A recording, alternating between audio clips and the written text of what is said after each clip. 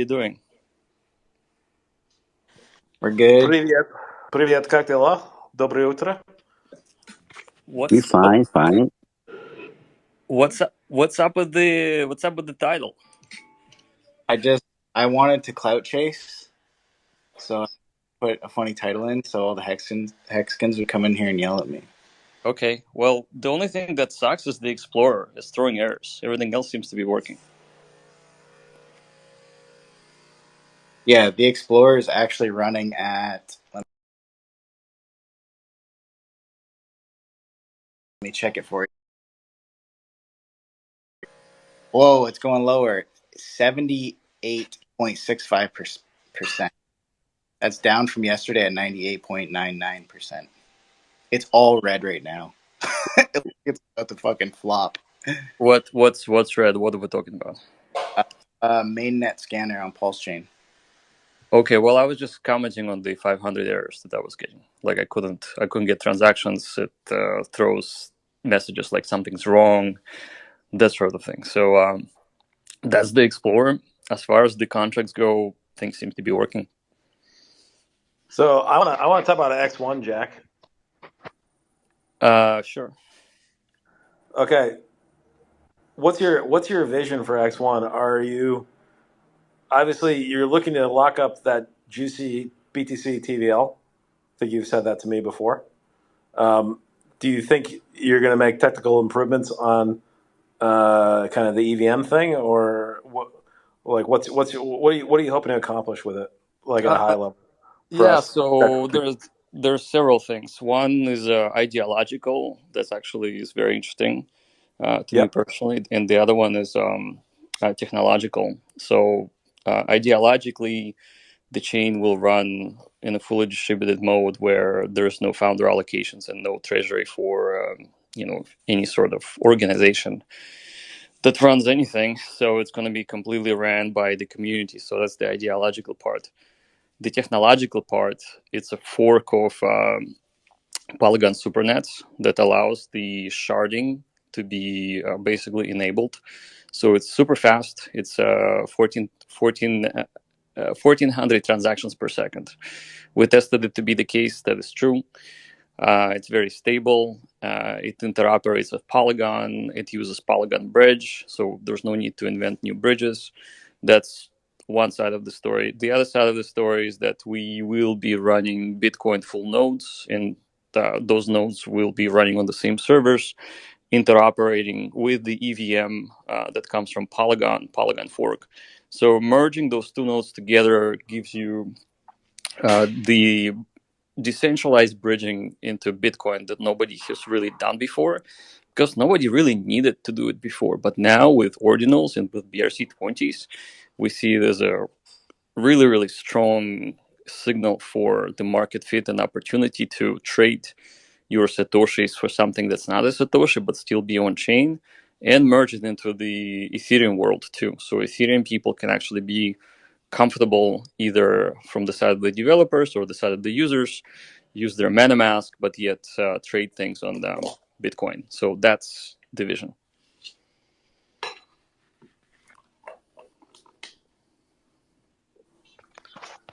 Yeah, So the cool. technical, what's the technical difference? Oh yeah, sorry, you go. Yeah, that's the ideological, the team allocation, and so on and so on. What about the technicalities? Like, why not just use Polygon? Why build an X1 chain beside the BTC bridge? So Polygon is centralized. It has a lot. It has a huge, basically, team that has a lot of Matic that's locked up. It's completely theirs. So it's, I would say, like 30 to 40% centralized. That's not the world I want to live in. So I don't want to use Polygon like that. I would rather take their code, open source it, improve it, merge it with Bitcoin, and launch it as a new generation of chains.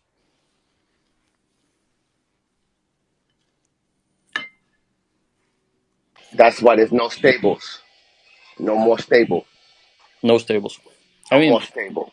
technically, if people want stables, there's no reason to stop them, and there's really no reason to dictate what things should be on it or not. because it's going to be people's chain. So whatever shit people want to trade, against, it's completely up to them. We're not going to be restricting anything because it's a community chain. Just like Bitcoin cannot stop ordinals and cannot stop BRC20 shitcoins, it's going to be the same thing. I mean, this is the pure decentralization that actually will ultimately bring the most value. And at the same time, I think about it. Let's say that the government hates you or goes after you, and you have financial control over your chain. They can actually influence you to make decisions against the principles of the chain by blacklisting addresses, by filtering and blocking certain contracts. We don't want that. We want the chain to be worldwide adapted, not controlled by any central entity, without any ability to influence the outcome of that financial system. So that's basically, the end goal here. Cool. Well, I like your idea, Jack. What are the hurdles? Like, what are the problems here? Like, do you have everybody you need? Or the partners you need? Like, what are the problems that are sitting before you to prevent you from getting where you want to get? Don't see really many problems at all. I mean, this stuff's pretty easy, so I should be able to do it pretty. I mean, I'm not gonna say it's gonna be fast. That sounds bullshit to me, Jack. Because I'll tell you why. If it were easy, then everybody else would be doing it. Like, your idea isn't that unique. You get what I mean? Yes, Like, we all kind of agree with this idea of decentralization, and we would like a faster, better Ethereum, right? So like clearly there are hurdles. So but listen, there's better, faster chains. There's like 11 of them. I can name them right now. That's right. Yep. So, well, maybe we should actually just for fun. Okay, sure. Yeah, so Polygon's faster. Yeah. I'm not talking about EVM chains. Phantom's faster. Yep. Binance faster. Cosmos, Ethermint is faster. Mm-hmm. Moonbeam, super fast. Harmony One, super fast. What else? EVMOS, super fast. I mean, like, you can just look up the list. Pretty much every chain that came after Ethereum was faster, much faster. Phantom and do these have really good throughput as well? Most of them? Of course. When I say faster, I mean shitload faster than Ethereum by like 1,000-fold. Cool. Okay, so and none of those have decentralization? That's right. None of them have decentralization except for Ergo. Okay. 95% of people holding tokens, but it's a proof of work chain that nobody wants to use because proof of work chain have a negative externality of dumping tokens as soon as you mine them. So it's bullshit. I mean, I like Ergo guys, but it's just not a thing anymore. So, but everything else, like this thing about faster chains, has been solved years ago. The problem, what hasn't been solved, are people are fucking greedy, and they want to keep their tokens, and they want to raise money, and those chains end up being ghost chains because nobody wants to use them. Yeah, that's right. But that's why I don't think what you're doing is easy. Is kind of my point. Like, no, it's actually easier because I am in the space that nobody wants to take. I mean, like, look what happened to Zen. We are destroying one chain after another, and we destroyed Bitcoin. Why? Excuse me, Jack. That's the tough question. Are you sure X1 is going to be able to handle the Zen? It will handle Zen because I have tested it personally. Yeah, but okay. But your problem, I think, is really a movement problem, right? Like that's the way I see it, and like that's what I think you're doing is you're trying to create a movement, right? Is that an unfair assessment, or am I wrong about Don't tell this? him, Jack. Don't tell him. Don't tell him. No, I'm gonna tell him. Why wouldn't I tell him? I'm just kidding. Everybody's wondering, but see, this is mass adoption at its best. All angles. Guys, this movement isn't Zen movement. This movement has started with Satoshi. Satoshi envisioned the decentralized, community-driven financial system, started Bitcoin, and then that vision was interrupted. We're coming back to the vision, and we're making it stronger. But now you're going to go up against a whole bunch of people that have vested interests to be like, no, this is bullshit. I hate this. It's Okay, stupid. they can stay on their chains. No, they will. I mean, and they will, and they'll rail against you, and they'll push back on you, and they won't What? help you. Like they're pushing against Bitcoin, the biggest market cap on the planet right now. This something that hasn't been hacked in 13 years. Basically, the strongest, more secure chain. Yeah. Well, look at how strong the institution of Bitcoin and Ethereum is. Like, is Ethereum good? I think we can all agree that it's actually like it could be better, right? Well, of But course, it could be better. It was the first EVM launched. I mean, correct. it is like a clunker. I mean, it's it's the old Chevy car from 1986. I mean, it's But like, you and know, that's you look at Catholicism. Like I like to use religion to explain crypto because I find them actually weirdly similar. Like Catholicism is the original OG Christianity, right? You know, like the people in Eastern Europe, they had the Great Schism like 900 years later after Jesus died. You know, the people where I'm from, we became Protestants, you know, 400 years ago, right? But the biggest one is still Catholicism. You know, the Roman Catholic Church. You know that goes all the way back to Peter, yeah. right? But you know, Scientology is much more interesting right now. Scientology is more interesting, but that's kind of my point. So it's So, like so you say this is easy. It's like I think this is hard. I think you can deliver everything you say you're going to deliver, technically speaking. But then it's like, What's the point how of do you? discussing the difficulty, Fiat? What's the point of discussing the difficulty if you're not building a blockchain? Like, what's the point of Because discussing whether it's difficult or not? he It's a just wants moot to if point. you're understand. looking at an investment, you need to look at the risk return of it. That's Yeah, the point. that's from your But point of view. I this is mean, an you investment. cannot do a brain surgery if you're not a brain surgeon, and I can't argue that brain surgery is not difficult for a brain surgeon, right? So So it's no Uh point of discussing the many difficulty. many many surgeries are really easy for guys that do them every day, all the time. That's called the Dunning-Kruger effect, man. You cannot um, evaluate whether it's easy or not if you're not an expert in the field. okay, So it's a moot point. let me give you an example, guys. So Pulsechain, right? Pulsechain right now, the 95% of all transactions on Pulsechain is Zen, and it has no value.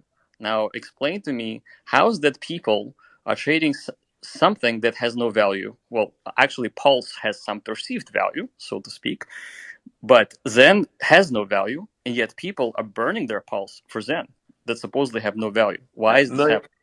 millions of people show up at church every Sunday because with the expectation of salvation later, and it's very Okay, similar. okay, that's fine. So Zen is Yep. kind of like a religious movement then.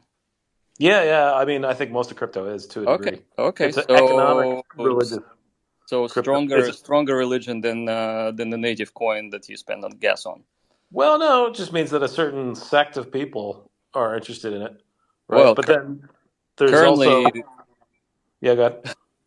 yeah, currently on Pulse chains, 95% of transactions are all Zen. Yeah, I but I mean, will a lot of say that's this. automated. I will say this. Mass adoption. That's a lot of Don't. believers, Tech. That's a lot of believers. It's not about religion. It's not about belief. It's not about colors. Mass adoption. Because end of the day, you have a start, you have a finish. Every beliefs start to go to the paradise. Name it what you want. Name your superior one, God, Allah, what you want. Name it. So Mass so adoption is the key. Mass adoption because everyone from the start to the finish, you go to the paradise. yes, but let me tell you. So mass adoption is the end result. It's not actually the reason why things are happening. Like mass adoption by itself does not necessarily like it has to start with some sort of an idea first. But let me explain you why that happens and why this is kind of like turning into a religion. It's happening for a very simple reason, and it's happening uh, due to the allocation or creation of a digital asset that belongs to you and you alone without the founder being involved. Pulse, 90% of it is owned by Richard. That is true, basically. He owns all of the validators. He has financial keys to Pulse chain, That and is correct. so as other chains. Other like Vitalik has shitload of Ethereum. Like his foundation basically makes all the decisions. And many other chains, I would say pretty much all chains except Ergo that sucks balls have founder allocation, have the team that actually has shitload of tokens. So what happens on Pulsechain are people are trading a token that they only own 10% of, and 90% belongs to Richard. They're trading it for something that they can own for themselves, and they can own it fairly. That is a very simple reason why people would basically run through an auction, burn their Pulse, and convert to Zen. And So that Jack, is all. So that is what mass adoption is. can we just move forward a bit? So let's imagine you do this thing, and it's perfectly distributed. It's all fair and stuff. What happens later, right? Do leverage trading platforms show up?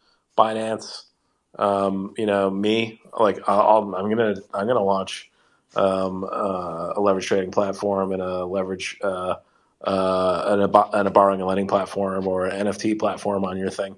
And over time, we're going to basically control a whole bunch of this stuff, right? To the point where eventually we're going to have way more control of it than you, right? I will not have any control of it to begin with. Yeah, okay. All right. That means I'm going to control it more than you do after it's launched. No, and there's you will control. There's a superior one. Freedom. Help me. No, let Jack answer this question because I'm actually really curious about this. Okay. How do you think about this? So let's say that you come up with an amazing product, right? Yep. Now you're for some reason thinking you're going to be the only one who will do it. There will be probably 10 or 20 other. I'll be one of 20 oligarchs on your platform. Okay. Right? And eventually 20 will become 50, and 50 will become 100, and 100 will become 500. So what happens is that best products with the best market fit. No, это просто не так, мой друг. No, в России это не так. Okay, what happened? You get 30. You get 20 people that basically control everything. That is right? You do not control the native token. Guess who gets all the native token over time? Not you. I promise you that. Maybe not me, but someone smarter than me. No, it's not going to work. It's CZ. It's guys like that, right? No, seriously. Hold on. Like, think about it. Like, you talk about this thing like from a purity standpoint, which is great. I like it, but what you're talking about is like almost a form of anarchy, and it's like what you end up having is just a whole bunch of people that like you don't know who's going to control this thing, but they're probably not going to give a fuck about any of us, right? So you end up with something really terrible potentially, Okay, well, it's a lot of speculations, Fiat. I mean, it's not speculation. Just work it through in your mind. Yeah, that is speculation. If I open a coffee shop in the it's town, not going to magically be this perfectly distributed happy thing. If you look at if you look at all of economics systems in the world, what's your proposition, Fiat? How do you plan to solve this? Plan D. Really, just try to listen to what I'm saying. If you look at all economic systems in the world, I'm trying to get to your point. I don't see the point. That's why I'm trying to clarify the point for everyone here. What's the point I'm trying to make? Go ahead, bro. When you do this in the real world, what ends up happening is you end up with a few guys basically controlling things. And here's the rub. Here's the big philosophical rub. And we can like what in the real world? Can you please give an example? Can you stop interrupting me? Tell me what's in the real world. Plan D. I know you're the co-host, but please just shut up for like 30 seconds. Well, okay? Make it short. I'll try to leave make it short. Talk. Okay, fuck you. Okay, how about that? You make it short. Honestly, let's just let the discussion flow, please. Thank you. Jesus Christ, I'm making a very fucking important point, and you're interrupting me. Seriously. Well, be respectful and keep it short. I am being respectful. Go ahead. I'm being respectful. You're the one being disrespectful. Go ahead. Yeah, okay, go ahead. Go ahead. Okay, shut up. Now listen. If you wait and think about this through time, eventually you're going to have a whole bunch of people taking control of this chain. Jack's basically providing you anarchy. I'm not in charge. I'm not the founder. I have no control, right? Okay, great. So who's going to be in control? Potentially it's CZ. Potentially it's Sam Bankman-Fried. It's guys like that. right? And that's a problem, right? That's maybe not so good. Now, the other thing that Jack rails against, which is the founder, Richard Hart, centralization. Well, maybe that's not good either, but maybe it's better than that, right? You have philosophic views of Hobbes, who wrote the Leviathan, where he describes the state of nature. It's nasty, brutish, and short. That's why we want a monarchy. That's why we go for centralized control.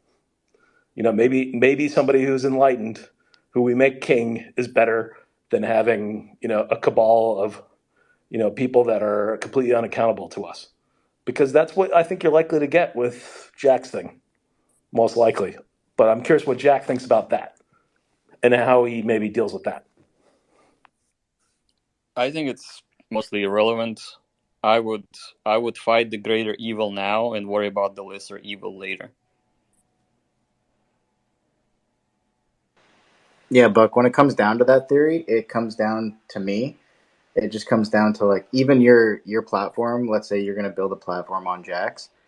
It comes down to our community understanding that not to use your system, not to use BNB anymore, not to use all these things that have been just wrecking people That doesn't over happen. and over and over. It doesn't That happen. doesn't We don't get smarter. We just stay No, dumber forever.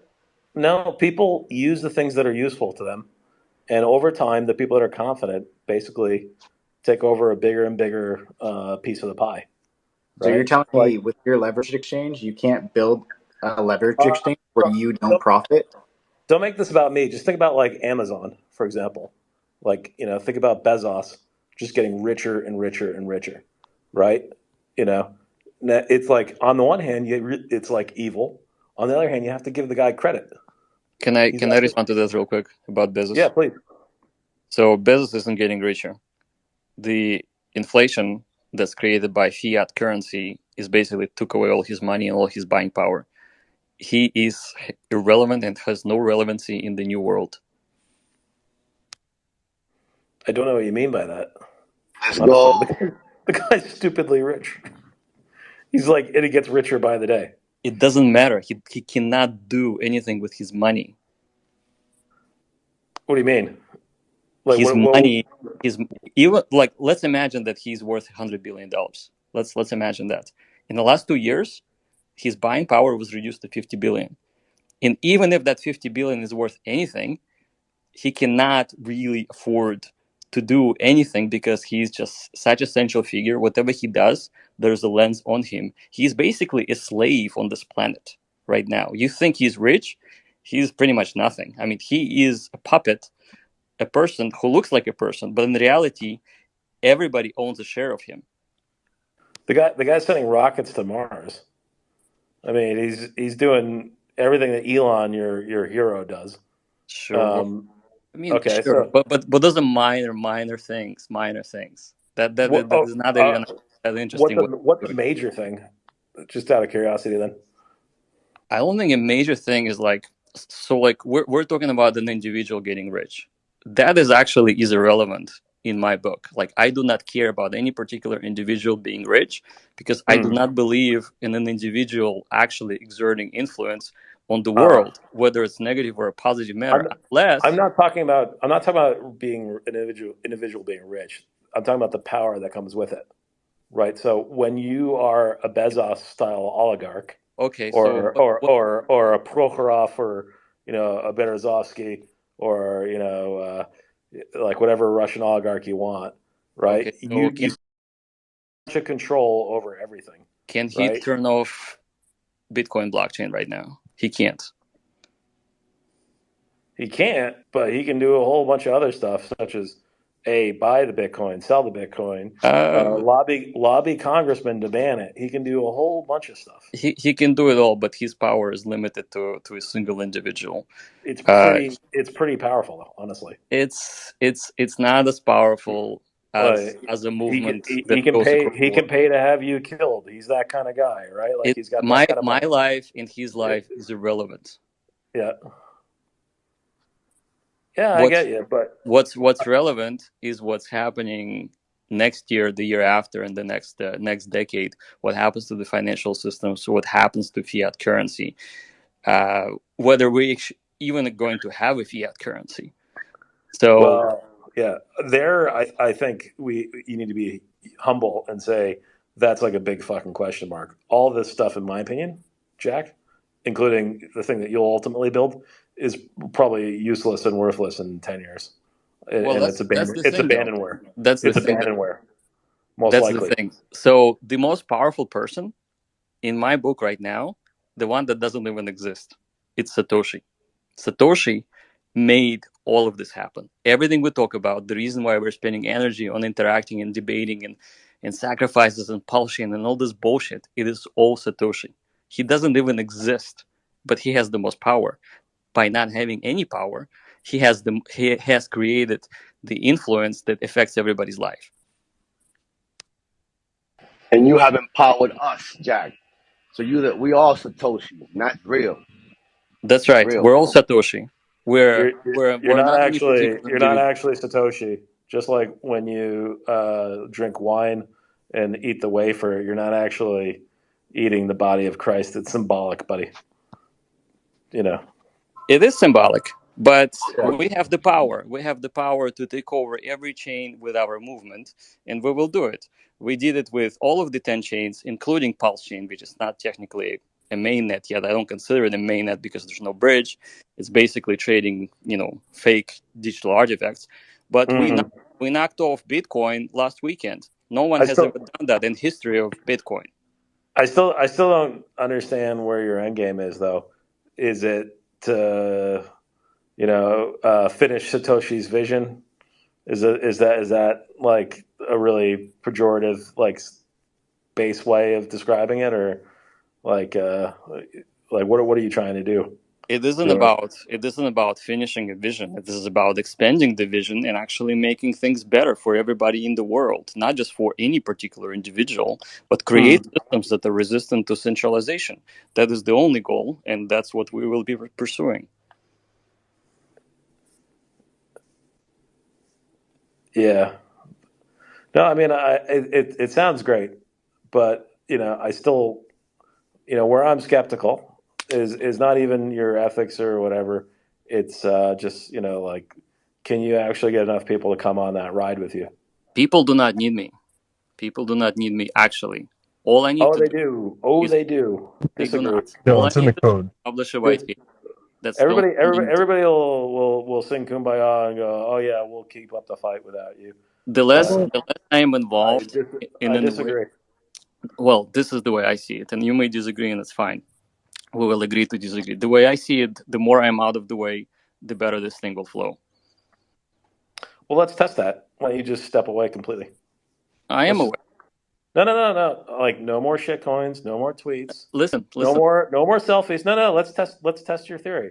You're Let's actually do it, Jack. you're reading this wrong. You're reading this wrong. Let me give you an example. No. Who, No more paying your debt. Fiat, Fiat, excuse me, Fiat. Can you give a chance to someone else to ask questions, please? Let me Okay. address that one point. Yeah, let Jack talk and give chance to other people. Okay. So let me ask you guys. Uh, I didn't have any pulse for Pulsechain. I couldn't even deploy the contract myself. Like I had no pulse. I had zero pulse.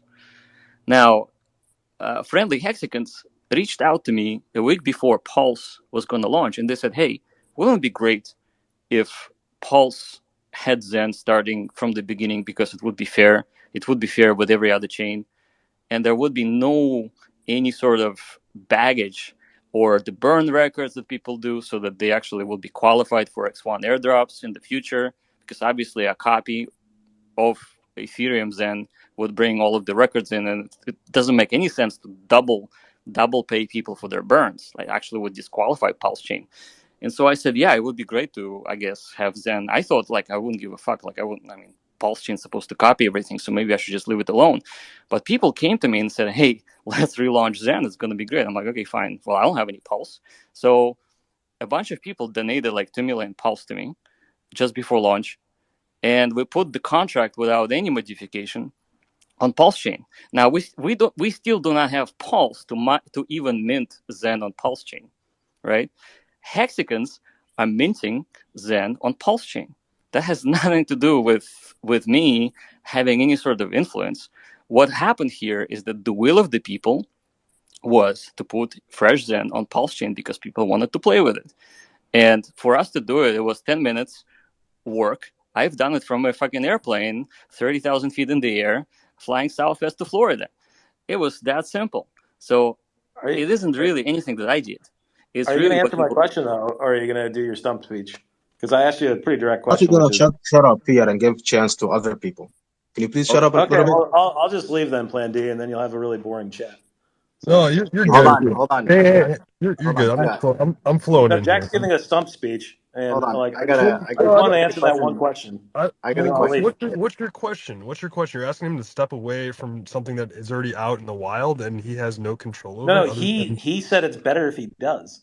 So I said, why don't you test that? Stop tweeting, just disappear, and see what happens. what is Jack doing? The code is deployed, bro. No, October no, 8th, no, no. He's talking about it. He's got a magical movement that's going to go all the way without him, is what he bro. said. The movement's already the movement. Like it's almost like this. The revolution will not be televised. Yeah. So yeah. There you go. So just like step away, then like do like Satoshi did, and see if it continues. Jack All probably right. is Satoshi, dog. Where you been at? All Jack, right. when I you got a type, question. when you have a full stop, do you type two spaces afterwards? I don't. I doubt it. Like no Well, Fiat. Russian does it. it depends if I'm handing it into a teacher or if I'm doing it for my leisure, How, right? do you like C++, Jack? Is that a language you're good at? I'm very good at C++, and I do type to Okay. right afterwards. Okay, then all right, that's a tick. Okay. Well, All right. so Fiat, you're clearly the teacher, and you're the one that's giving out grades here. So, what grade do you think that Zen has? I mean, right now, I changed my PFP because I was hype. Girls don't cry, but Dude, I'm over I here don't care. crying. You know, Like I'm because not here. I I'm not no, here trying to give I'm grades. chilling. I'm having a good time. It's 7 a.m. on the Pacific Coast right now. I'm hanging Yeah. out, just kind of getting a coffee. I'm seeing what's going on. I'm trying to get intel because there's fuckery going on. I sacrificed. Hey, hang on. Let me pull back for a Yeah. second. Hey, dude. If you don't think I'm doing a good job asking Jack I'm not questions, then judging. I'll I'm just not leave. judging. Only God Anyway, can judge. And it see seems you like you're guys. coming in here Yeah. judging, bro. Fiat, Hold on. I wanna ask Fiat a question. Oh, he's gone. Fiat, yeah. my theory, I tell you, you can choose any color you like or belief or religion. The chains are any color you take. We have many chains. You start, you go to finish. Every chains go to X1. Mass adoption, X1. So I really did have a question for Jack. So I'm just tapping into this Eric Wall tweet from like 12 hours ago, and it's like it's truly I don't know. I just have a question about one of them.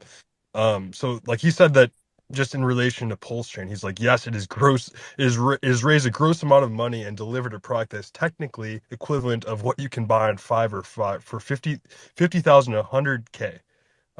More like 10K. Fuck.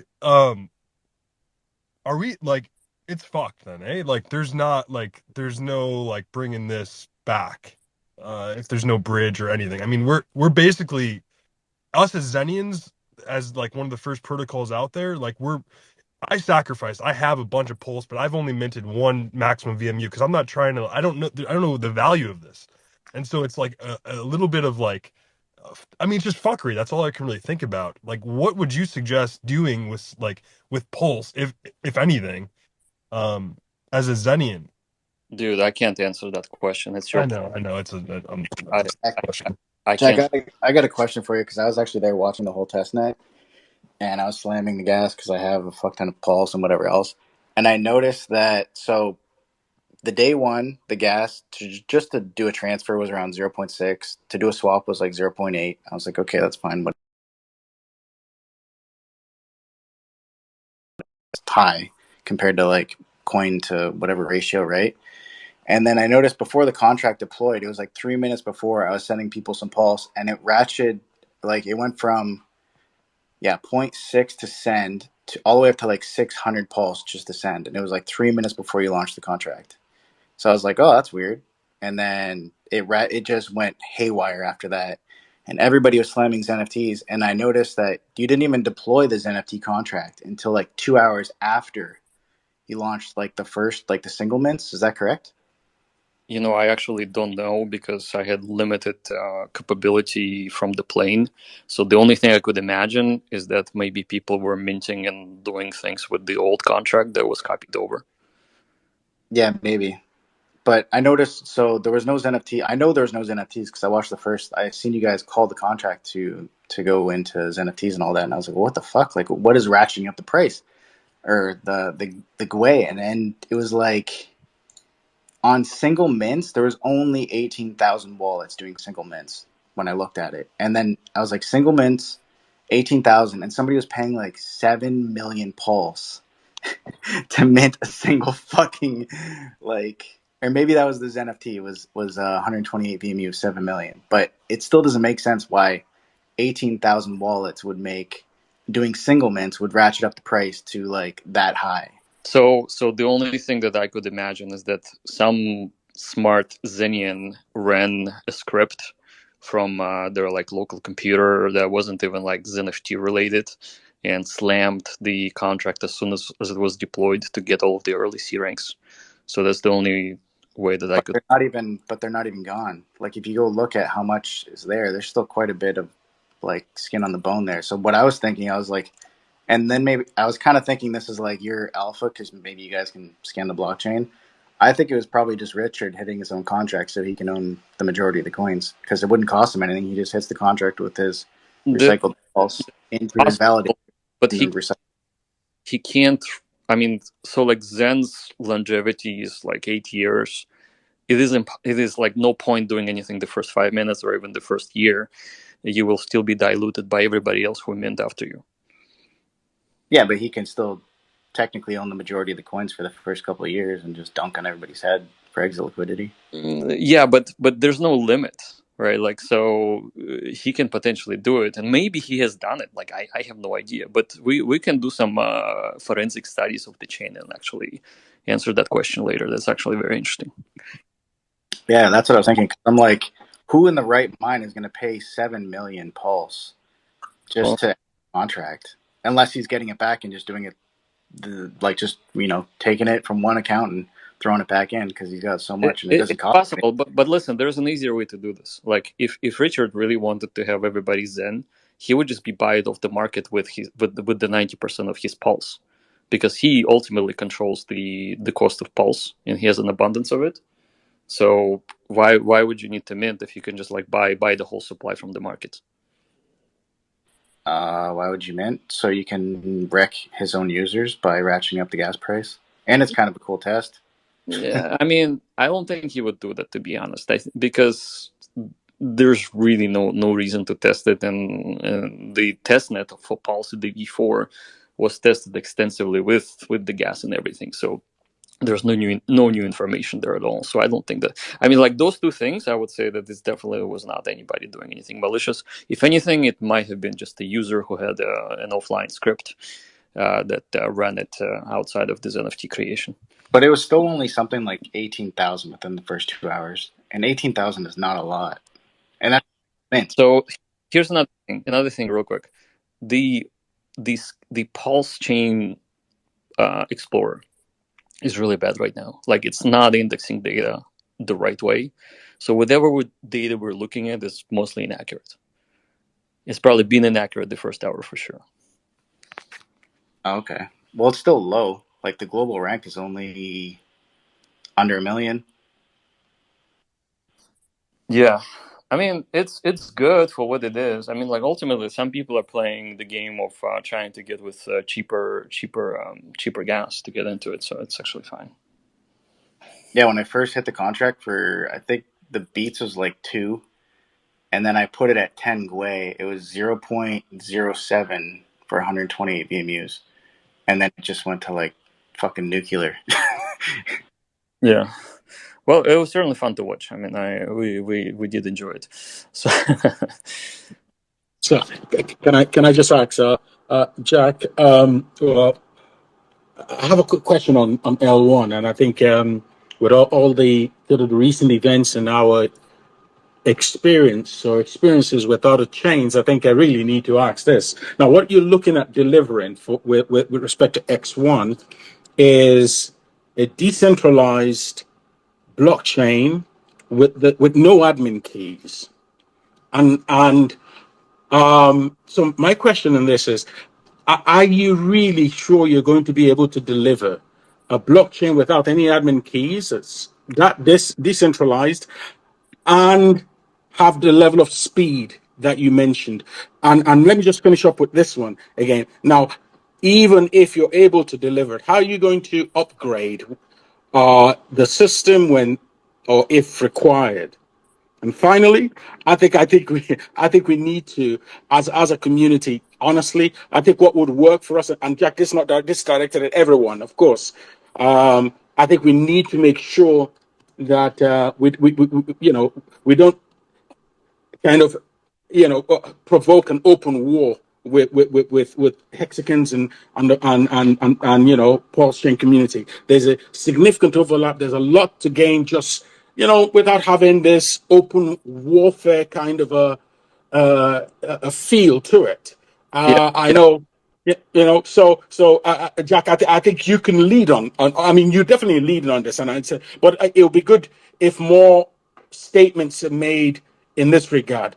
Yes, Pulse Chain has launched. We would all have, loved it to have perhaps, performed a bit better. But I think the more positive thing is to say, listen, let the chain settle. This is the first iteration in terms of launch. There's going to be more work going on an ongoing basis. I think that's probably the better approach, and we focus on doing focus on Zen and our L1 and great things to come. But I think, if you don't mind, I think I'll sort of step back and let you respond to the first two questions, as in X1, how is it you're going to have it decentralized without admin keys and have it work as efficiently as you want it to work? And how are you going to do upgrades if you burn the admin keys? Thank you. sure. So two questions. I'll answer the last one last. No admin keys, and I guess the performance and upgrades and all that stuff. So guys, I mean, I've been involved in open source projects from the time of Linux. When Linux came up, it was a non-commercial open source project that was extremely successful. I was actually one of the contributors to that project. When it came to key value storage databases, there was something called HBase, was also open source. I was also a contributor. Those type of organizations actually work extremely well. There's no need for a governance. All you need is you need core developers. You use all of the open source tools, and you can co-develop together. And then you can vote on things, and the community can vote on things. Really, really easy. So it's in terms of organization, it doesn't need to be commercial effort to be successful. And again, going back to Linux was developed for free through donations, and then companies like Red Hat, who are making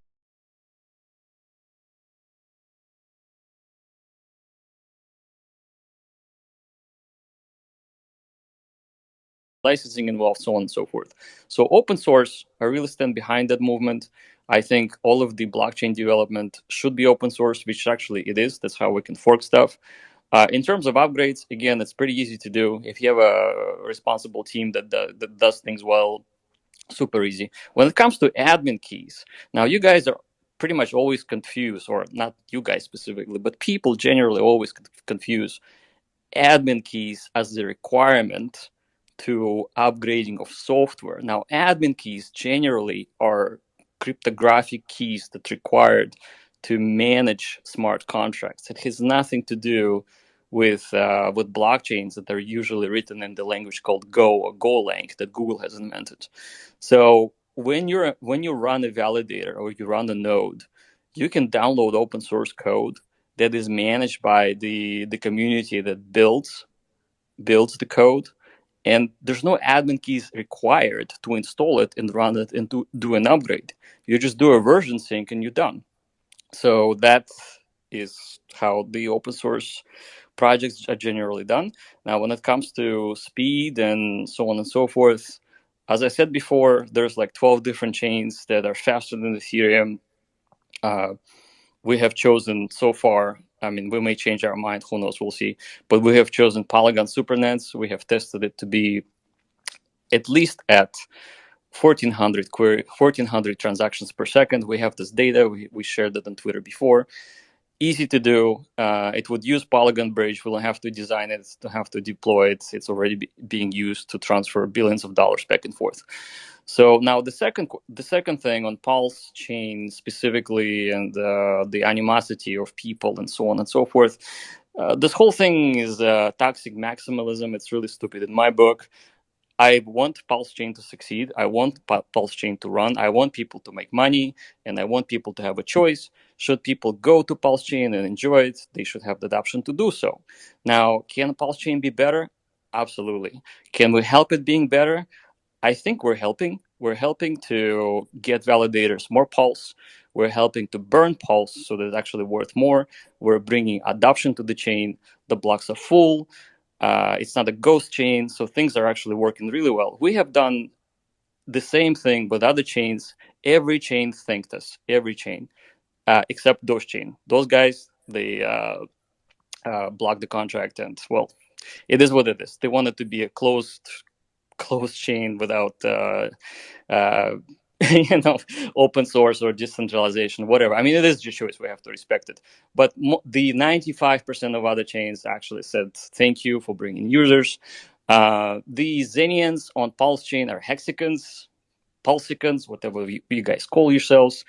You're making chain more robust, more useful by stress testing things. And to be honest, it's actually working just fine.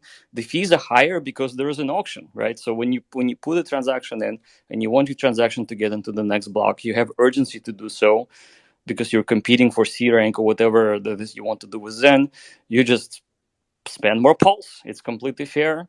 And it works exactly the same way on Ethereum because it's an Ethereum fork. So I'm all for Pulse Chain being successful. And I think Pulse Chain now is better with Zen on it because it's getting more use and Pulse is getting to be more in demand and therefore more valuable. Thank you for a very detailed answer, Jack. Really appreciate it. Thanks. I think Katie had her hand up.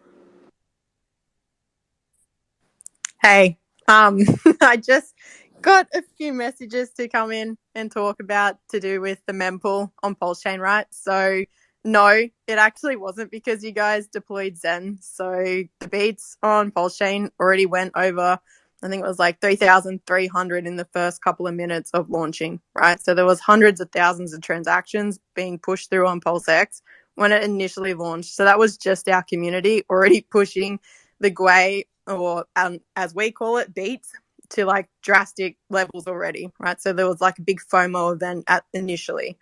The mempool was overloaded, and then smarter people that knew what tipping the validators and obviously paying more Pulse for their transactions to go through. So as much as I don't mind that you guys are doing whatever you're doing, you're burning a shit ton of Pulse, do what you want, but I just wanted to come up and say, it's not back, because I know you came in and talked to me the other day, Execute, but just so you know, I think most of that credit goes to the community, not to people minting Zen NFTs. And for me, I don't really care what anybody does on any blockchain.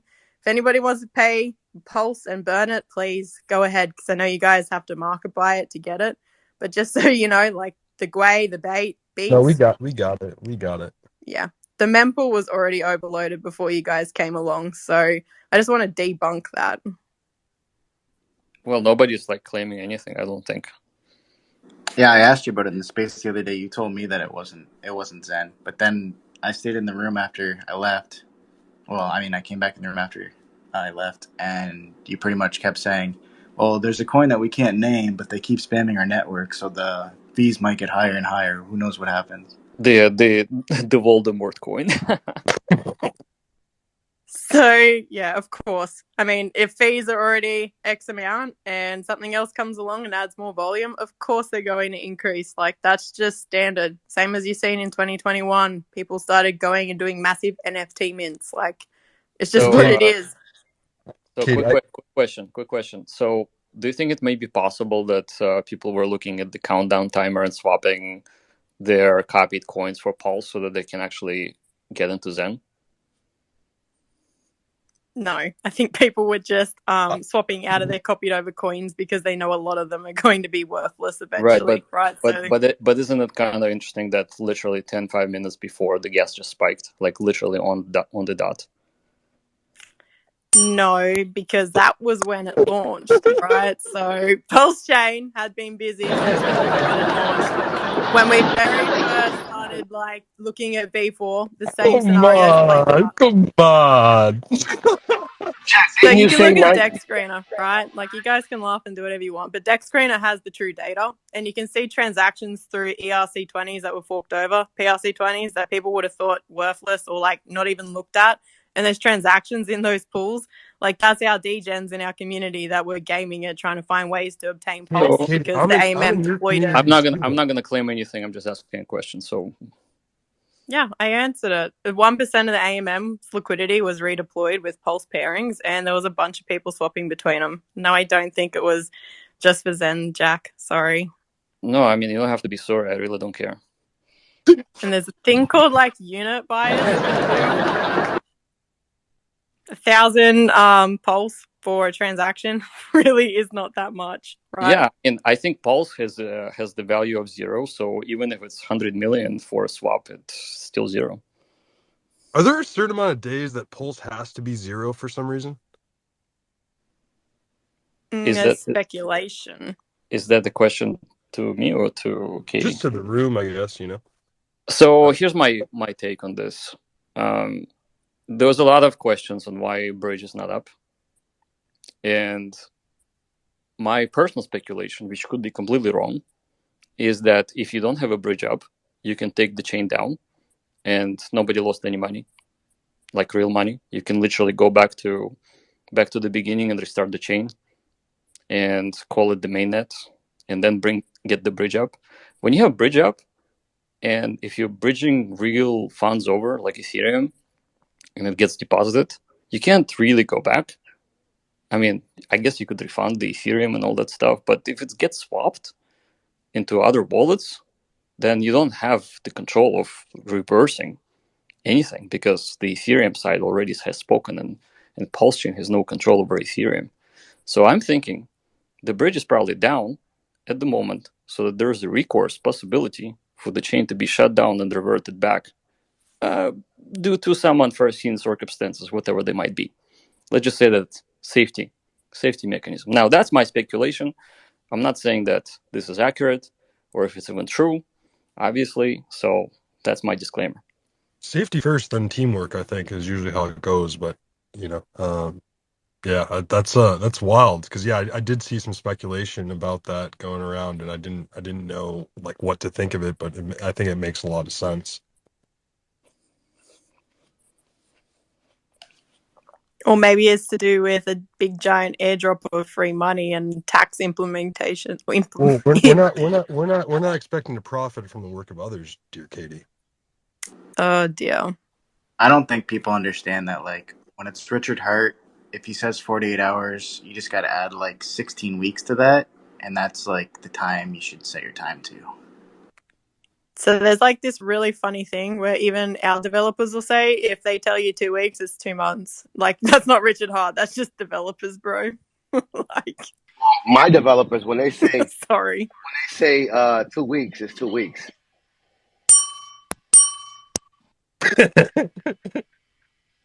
It might even be sooner. It might even be sooner than 2 weeks.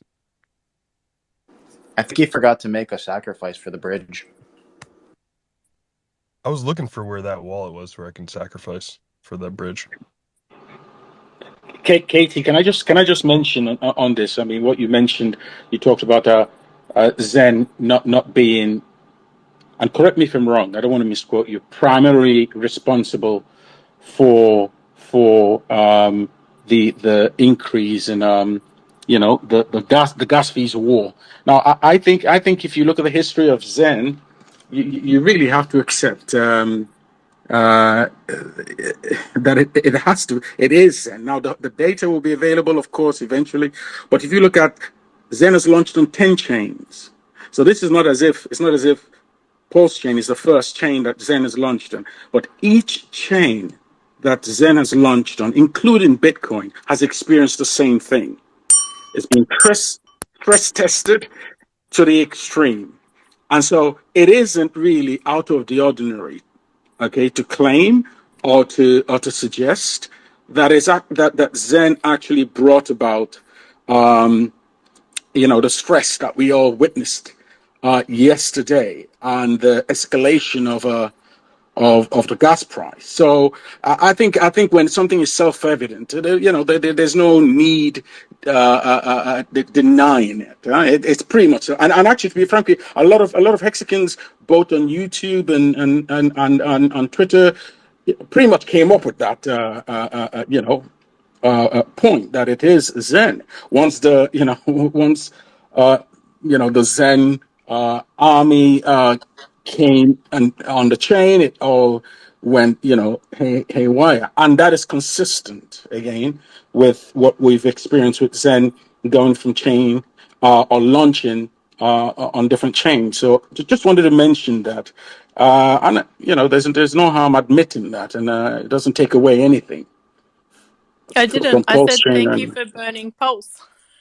I just said it wasn't the sole reason for the skyrocketing in the beats, right? Yeah, it So was. but it PulseX, was the for instance, primary had reason. 400,000 transactions.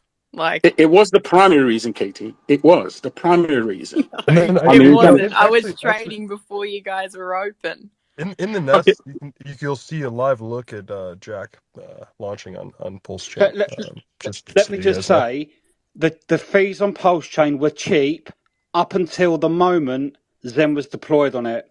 And also, guys, Execute, I'm a bit pissed off you, Execute, because it was actually me that brought Jack into this room and I've been muted. But I would like to make one important point, and that is in relation to Buck Fiat. Before Jack come into this room, Buck Fiat publicly told everybody that he's in a WhatsApp group with Jack, and that whenever Buck Fiat asks Jack Leaving a question about X1, Jack gets angry with him and ignores him and doesn't talk to him. What's interesting is that when Jack Leaving comes into this chat, Buck Fiat asks every single question to Jack, and Jack answers him. Buck Fiat is a degenerate dick. And I'm sorry, Katie P, but you're a moon girl. Pulse fees were cheap, guys, until Zen launched on it. And also remember this, guys, 1% of Zenians had PLS when Pulse Chain launched. Imagine what's going to happen to your chain when 100% of Zenians can get PLS and start minting Zen NFTs. Your chain it's a load of shit. Cleo. I exposed the truth. People like Buck Fiat, they're just full of shit. Imagine somebody telling you Jack Leaving gets angry with you because he won't answer your questions, and then Jack Leaving comes into the chat and answers every single fucking question Buck has. Guys, Buck Fiat is full of shit, and I'm sorry, Katie, but so are you. We've moved on from the Moon Girl and the Moon Boy narrative. We want transparency and fairness, and we've got that with Jack. Double, We've got that with Jack Leaving, 100%. 7. That kid a co-host. I gotta go back to work. What's up, Jack? All good. Hey guys, listen. So I wanted to say something, Cleo. Listen, we're in this together, man. You know what I mean? This is blockchain technology, guys. We're the 1%. You know, so unity is better Agree. than But it's also hold on, important to hold expose on. the It's my turn. bullshit Please let me speak. that's in this You need a space. foundation to be able to Let me talk. have Let the me talk. unity. So I just wanted to mention that, but I also had a question for Jack, if I may. I was just curious. Let me respond, dude. Let me respond to that. When you've got influential people like Buck Fiat and this KTP person feeding bullshit narratives to their community, people at some point will start listening. Well, crypto's changed now, guys. We've got transparency and fair principles, and that's the way forward. Hey, Cleo, I totally support you and thank you for kind words. Let's get off the Bucks subject. I'm gonna send him an Instagram myself right now to the Telegram for making people angry with himself. And let's just move on and talk about stuff Cheers, that brother. we really Sorry, enjoy. Jack. Sorry, Fair enough. mate. Fair enough. No, it's fair enough. No, so I was wondering, Jackie, if you could talk a little bit about the OG Zen on Pulse and if you see it having any value. because it seems like a lot of people are just swapping out of it and just considering it as like a ghost token. I'm wondering your thoughts on that and if you see any future value for it. So this is a very good question. So first and foremost, a standard disclaimer: I cannot speak for value of anything, any kind, whether it's Zen, whether it's Pulse, whether it's a shitcoin of choice, or even if it's a Bitcoin.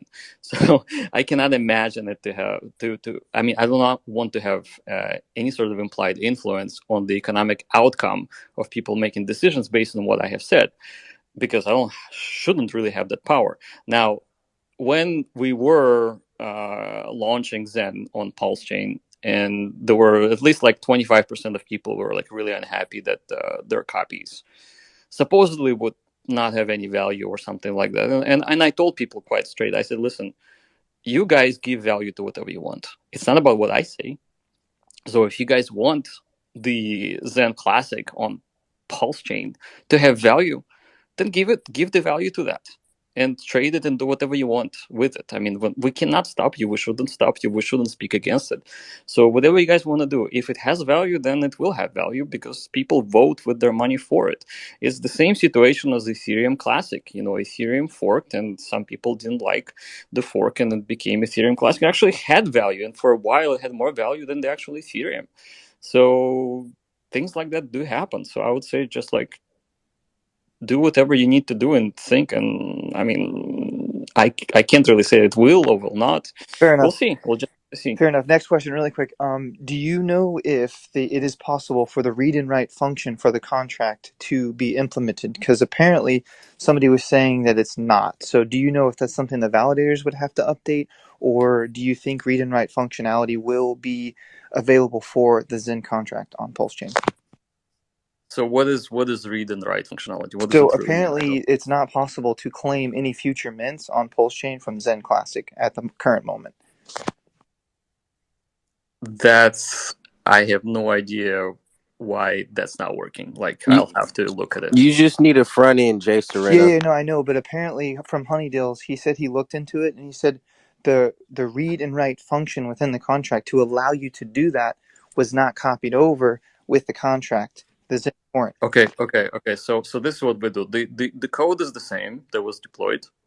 So what we can do is we can compare the contracts, the old one and the new one, and see if there's a difference. And if somebody can send me a screenshot from the scanner, I would appreciate it very much, and we can find a definitive answer. Now, if it was disabled, it's definitely not anything that we have done. Last question, really quick. Do you think you would be able to update the XenTorrent website to include like a Zen Classic so people could interface if it was developed like you did with the mint function for the launch on Polygon, the one the Donkey Corn. Yeah. So I think there's no reason not to do it. So probably yes. Thanks so much. Cool. So real quick, so I'm just chiming in here. There's a bunch of people requesting to come up. I'm going to shift some of the speakers down. So unless you have a question for Jack, I want to respect his time. Crypto Kindness, we're gonna go off to you. How are you doing this morning? Hey man, I'm doing great. Thanks for having this Spaces call. Jack, good to talk to you as always. Appreciate Execute for putting this on. Real quick, I just want to touch base and kind of put a message out to the Zen community. Let's keep it Zen. I see a lot of people almost like celebrating in the struggles, I'll say, or maybe challenges that Pulsechain is having early on. And yeah, PulseX isn't what we were told it was going to be. Maybe that will come with time, but let's not use this as an opportunity to gloat or become the people that we didn't like early on, the people that attacked the Zen. Let's rise above. I ain't. I'm going to gloat till I die. Okay. Katie came in here and was willing to talk to us, and some people were kind of poking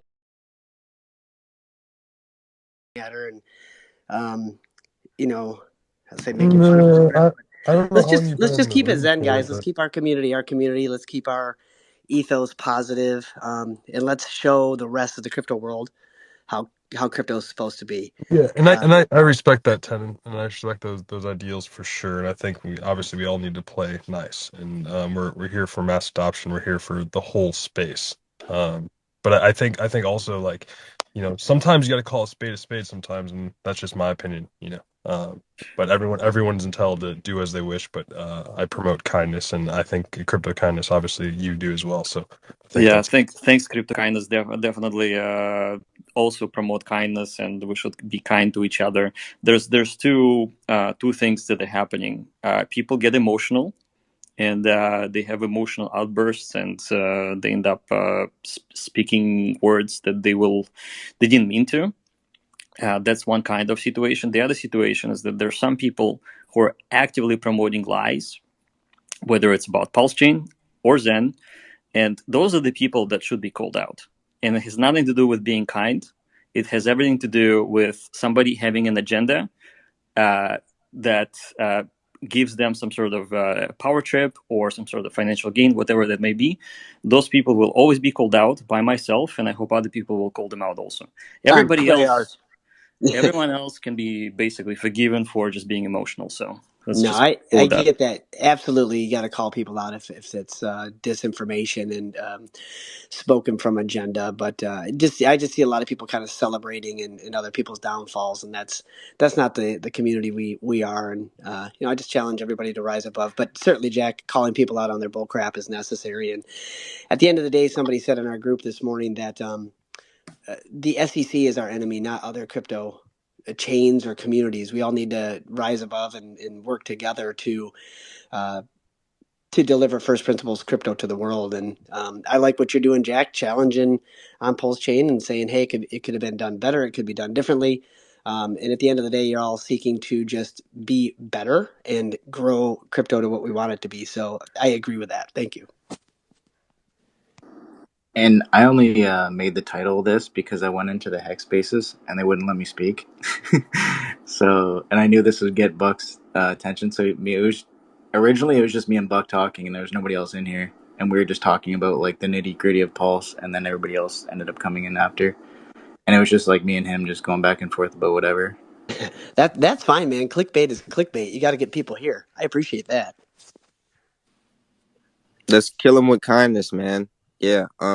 So I did have before King David, I did have a concern, So since there's a lot of lies being told, I'm pretty sure everybody is aware that they're blaming us for the Pulsechain thing, for Pulsechain not apparently working. Every time I join a hex space, they're like, "Oh, these DDoSers, they tried to launch multiple contracts and DDoS the network." And the truth of the matter, we launched one contract. Like, we didn't try multiple times. So there's narratives being pushed in these rooms that are like, "Where did you get this information from?" And I don't really like it. So it's hard to call those people out. Imagine this, kid. What do you say? 1% of Zenians had PLS? Not even one. All of Not the even 1%. Zinians are Pulsicans. We're all Pulsicans who have this stuff. But just remember this: when the Zenians can buy PLS, when 100% of Zenians can buy PLS and start minting NFTs, if we're responsible for high fees, buckle up, guys. Yeah, guys, real quick. So there's a lot of requests. I definitely just trying to bring up like Atticus, Bajo, Owl, Peter. I'm trying to bring you guys up. If anyone's able to like shuffle around or whatnot, I'm doing my best. Plan D. I don't know if you're seeing these requests come in or not, but I'm trying to manage them or execute. Let me know how we can do it. Kang's had his hand up for a while. Yeah, how you guys doing? Good morning. We're good. We're good. Yeah, so this is my own opinion. A disclaimer: I'm a Hexican. I have Hex, and I'm in full-time Richard House ecosystem. And I will believe maybe about 90% to 100% of you here are just like me. Um, you guys have Hex, you guys have Pulse Chain and PLX. Most of you sacrifice from your PFP. I can see the Hex sign or the Pulse Chain sign. So what I'm trying to get at is that I love you, Jack. I love you what you're doing. You're a builder. You're an innovator. What you're saying you want to do, you always do. I have no reason to hate you or say anything bad about you because the reason for that is that I would say in the crypto world you're a better man than me. Obviously, you have like more Gazillion followers than me. So people listen to you. You're an influencer. You're a leader in the community.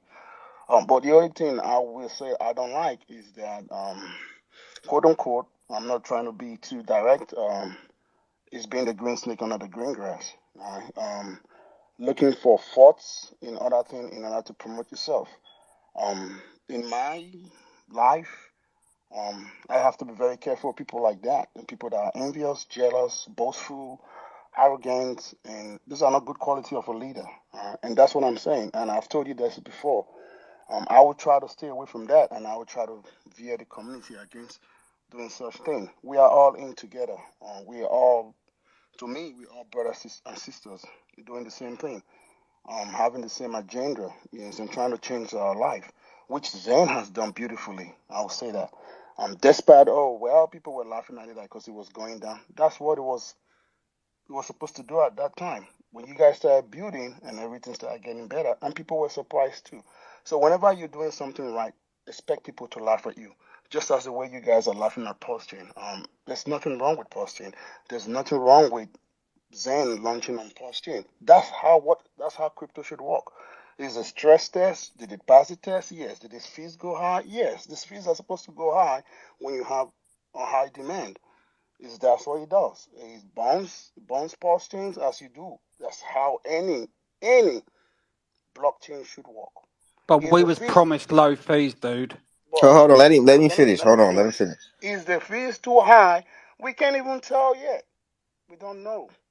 We don't even know the cost of pulse chain. If it comes out to be less than the sacrifice phase, is the fees high?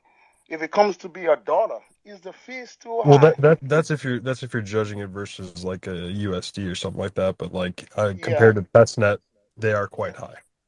Okay, in my situation, maybe I have enough PLX to say that it's not high because if I convert it to US dollar value, right now it's still zero. Jack said that. You guys listen to him sometimes.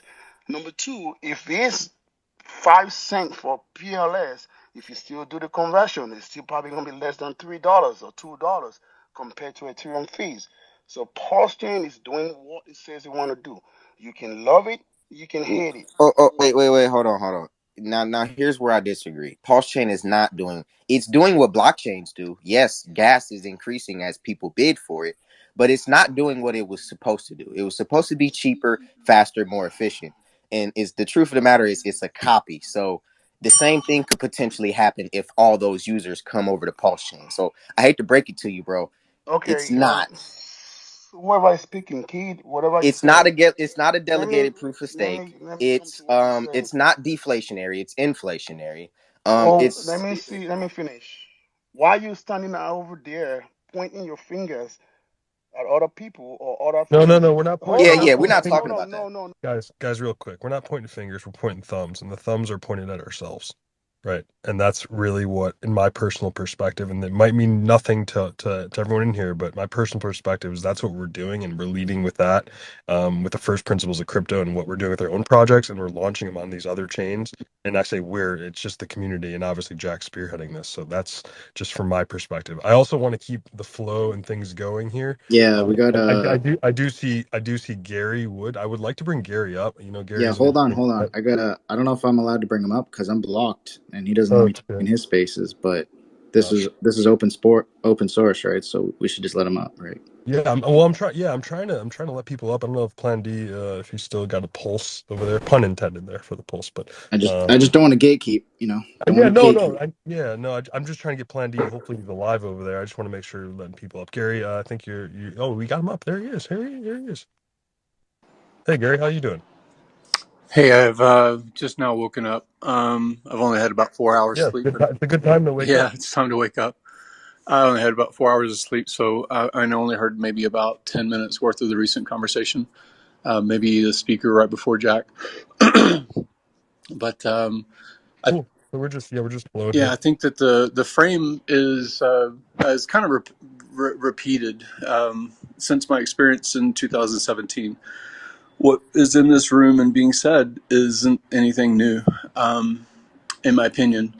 What's being said? You just said you weren't in the conversation. So what's being said? Well, I think that we have a habit. hexagons, if you want to say one label, or Bitcoiners or Ethereans. There's no we, there isn't us though. So just keep that in mind. So can I finish a You guys thought, should or you guys should allow him should I speak. wait Yeah. and say 3 words and then go back and forth? How do you want to do No, you're this? good. I'm sorry. I'm Allow sorry. him Go Yeah, speak. ahead. you Yeah. did this last night Thank too, you. so that's why I'm. No, actually, Gary, I'm good. I try to go in your space, and any Zenian that's ever gone to any Hexagon spaces, we've gotten booted, just like Execute just kind of said Gary there. Wood's So we're just just trying. annoyed because Jack leaving an X1 isn't going to accept VC money, so he won't be able to supply. Let's let Gary just say what he has to say. He's going to come in here, and I don't have my clout cock on, but I wish I did. But anyways, Gary, go ahead. Yeah, I mean, I, if you want to say there's a difference between communities, then I recognize the same habits that many of my Hexagon friends over the years have done. We go into someone else's space, and the first thing that gets engagement is controversy and drama. And I don't think that I think that in general, I've tried to coach others that are zealot in the Hex community to be relatively truthful as they can and put skin in the game, which to me is public brand. I respect Jack. I like Jack. I've met Jack quite a few times and engaged quite a few times, and I think that we see each other in similar veins. What I don't appreciate about Bitcoin maximalists, Ethereum influencers on YouTube, things like that, is the need to fight with 1% of people that care. I don't think that that's positive. I'm happy to attend events, be out there, put my own risk, put my financial capital, put my brand, if it's anything, and try to bring more people into crypto as a whole. I think that Crypto Kindness does a good job of that. I think that Jack does it in his way. I think that some of the people that have a hexagon logo do it in their way also, right? And I don't see a space that has 800 people early in the morning bickering as an engaging and welcoming environment for capital or brand affiliation with cryptocurrency as a good thing.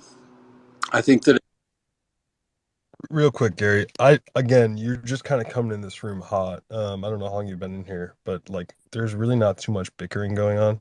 Um, so just I'm gonna let you finish. I'll let you finish, but like, I'm not really sure where you're going here. I can clarify on why I made the space to Gary if he wants. I think that would probably, probably catch him up to speed there. Yeah. It's up to you though, Gary. Hey, you guys should allow him speak. If you invite a Gary, speaker we are. up, He's just not saying much, no, man. listen to me. Just If like you let him speak still, just be. nowadays, everybody want to talk like they got something to say, but nothing comes out when they move the lips. Just a bunch of gibberish. Okay, so like, if unless Jack's saying something like intel wise, like, or Gary has a question for Jack, I'm not really sure what he's doing. If you want like Pulsechain's launched, we're here. We're trying to figure it out. I'm waking up too, Gary. I just want And to. I'll clarify with Gary why I made the space and why I made the title. So I went into two Pulsechain rooms or Hexagon rooms, and they wouldn't let me speak. And then I I mean, talked to if a blockchain KDP. hasn't got Hold a on, hold on, hold bridge, on. I talked to KDP it yesterday on his literally channel. is just another DevNet. Cleo, let me I speak. mean, I was Cleo, you talking to can't hear execute, yo. yeah. I was talking to KDP yesterday, and then she told me blatant, like, and she came into the space today and said the same thing. Zen wasn't like this crazy inflation on Pulsechain. She said it wasn't. It wasn't like we weren't the cause. So I was like, all right, cool. And then I left her space, come back in, and like later on, and she's like, oh yeah, well we keep getting these bad fees because of this unknown token on this weird something something, like, you know what you guys always say. And then today I logged on and nobody would allow me in the space again because I was going to tell them, like, hey, because I kept hearing them say, well, Zen's hitting our space and it's nuking everything and yada, yada, yada, but nobody would let me up. So I was like, fuck it, I'll just make my own space. And then I made the title this because it's clickbait. And then me and Buck well, Fiat. I changed the title execute. So just so you So know. can I Did you? complete? Can I? Yeah. I'll step out of the space. You guys can continue your conversation. I'm trying to be No, an olive it was branch. just me and Buck I'm talking. trying to be an olive branch here. And last night I was in the space. I went to bed at 5 a.m. where I'm at, and I was in there for many hours. And I was there when you were there. I think all of you guys got similar, or 3 people had the same avatar, so I'm not sure, but I remember the avatar. So Yeah, there's a Yeah, thousand. those are cloud cocks, man. That's what I was saying earlier. Those are cloud cocks. So It's like, Richard Hart. it's Richard Hart. It's a celebration. We're actually pumped that Pulse Chain launch. We just want it to be can I like, finish? Can we I want to know what's finish, going or on. can I just?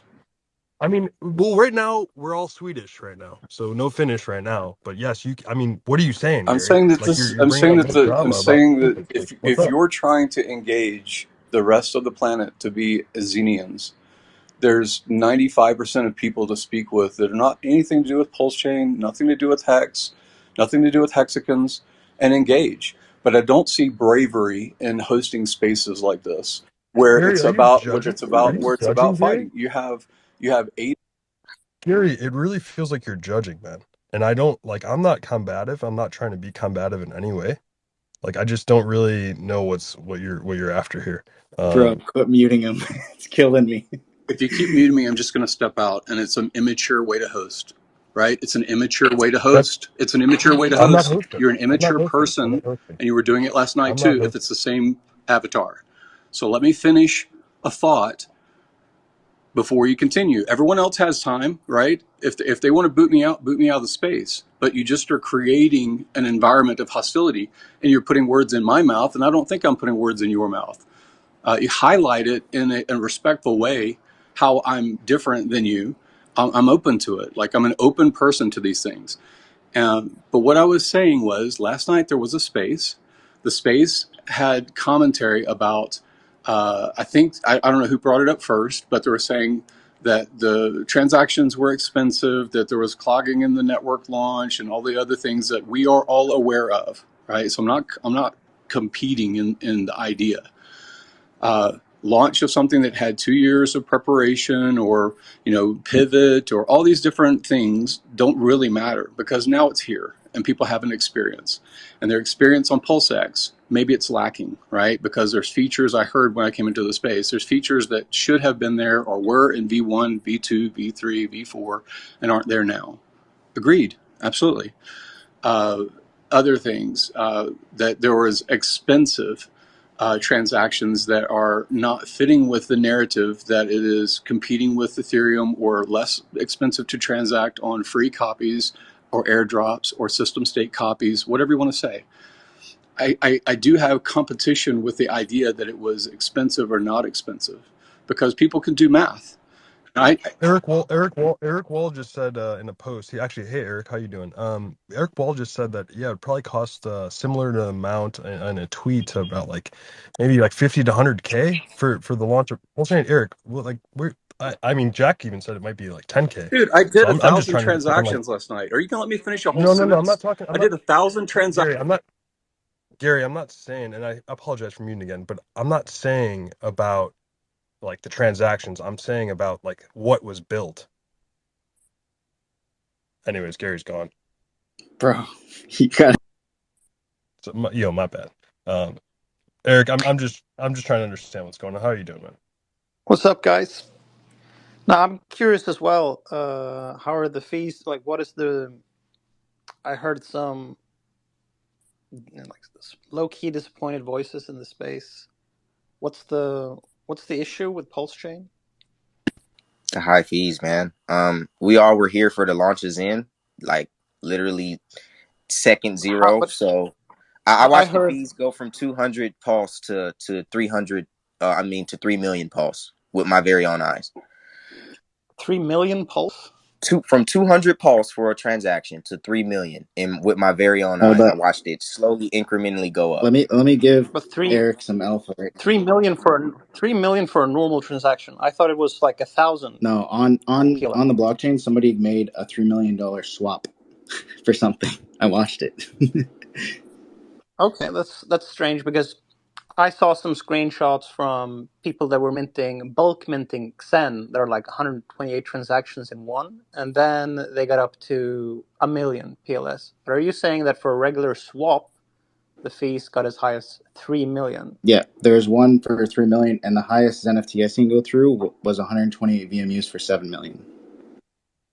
So that's like $300 if you count it from the sacrifice price. Yeah, That's more than that, bro. That's like And $1,000. the Like, very so it started at 2 Gwei, and then it went all the way up to 600. But my first NFT that I like went to mint, it was for 128 VMUs. It was 0.7 or 6775. That was the first, and that was at 2 beats or whatever it was back then. And then it went from there just to like the fucking moon, and everything failed. There was not one NFT that went through. That's strange because if I'm looking at Richard Hart's Twitter feed, he has screenshots showing that the fees are just like 500 PLS. So is that like cherry picking, or are you the guys that are cherry picking?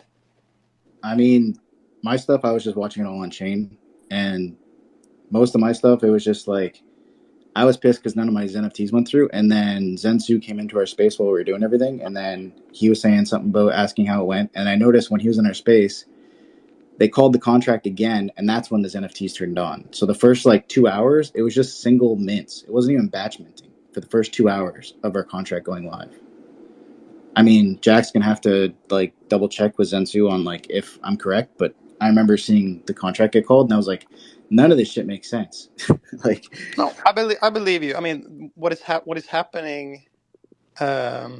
happening is that there's obviously a lot of demand to get those early C ranks in the new XEN there's not even a deployment. lot of C ranks though. What I was thinking is, I think it's just Richard hitting the old contract or the new contract and just washing and just ratcheting it up so like he can get the majority of the coins.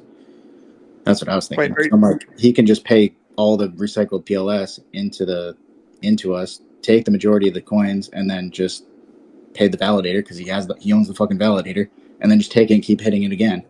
And if anybody from the Zen ecosystem wants to hit the contract, it's going to cost them a shit ton, and it'll just nuke their account probably. wait, are you saying that he's using the XEN contract or something else? That Richard is spamming the XEN contract? Probably just the Zen contract. I mean, this is total conspiracy land. I'm just saying it's all on chain though, so it'll come out in the future, hopefully. But Jack, you're on the space also, isn't it? Isn't it so that the C ranks are? Because I read the XEN white paper and it says like the earlier that you interact with the contract, the better C rank you get, and then So, so real that quick there. decides how much. Yeah, go ahead. Yeah, thanks for stopping by.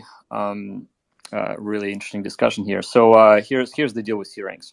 The early C ranks is just vanity C ranks. You actually get a lot less Zen when you get into early C ranks because the amount of time that you can mint for, the duration, only increases with the higher C ranks.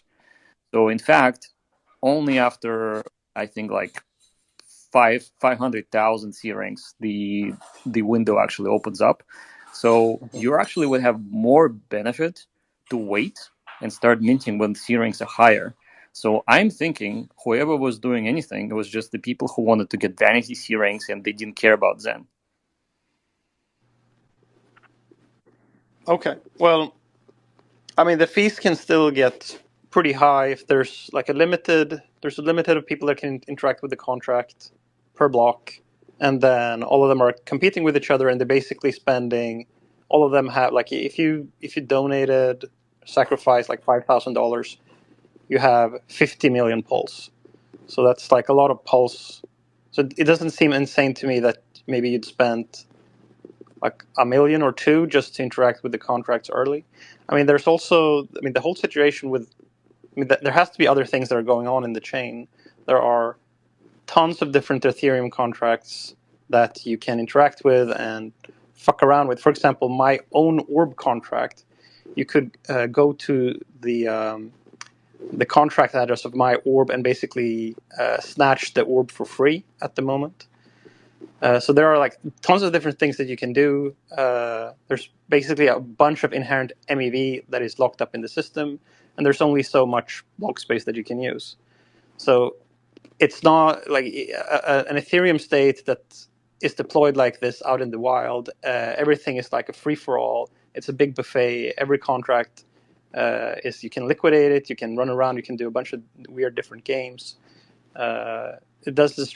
But there should be like one of the things that is kind of annoying that I can't see like what are the top gas guzzlers on Pulsechain at the moment. Is there anyone that has data like that? Here, the way that you should look at it go to scan.pulsechain.com and look at the blocks. Look at the blocks that are completely full. Generally, when you mint one ZenFT, you take the whole block. So one user, one ZenFT takes the whole block. When you see the blocks full, that's likely is what's using the most gas. So it is the XEN mints then, and they're doing it for non-obvious reasons because the C ranks aren't even giving them the multipliers on how much they can mint. So Well, it's that's been yesterday. Now the C rank is high enough, and you get shitload of Zen if you max out the duration. okay. And what are the fees like now? Well, let's look. So I'm looking actually at the block right now, and I'm looking at the fees. So there's 30 million gas in the block. The contract takes 26 million, so almost the whole block. The amount of fees that you need to pay currently 90,000 PLS. So 90,000 PLS.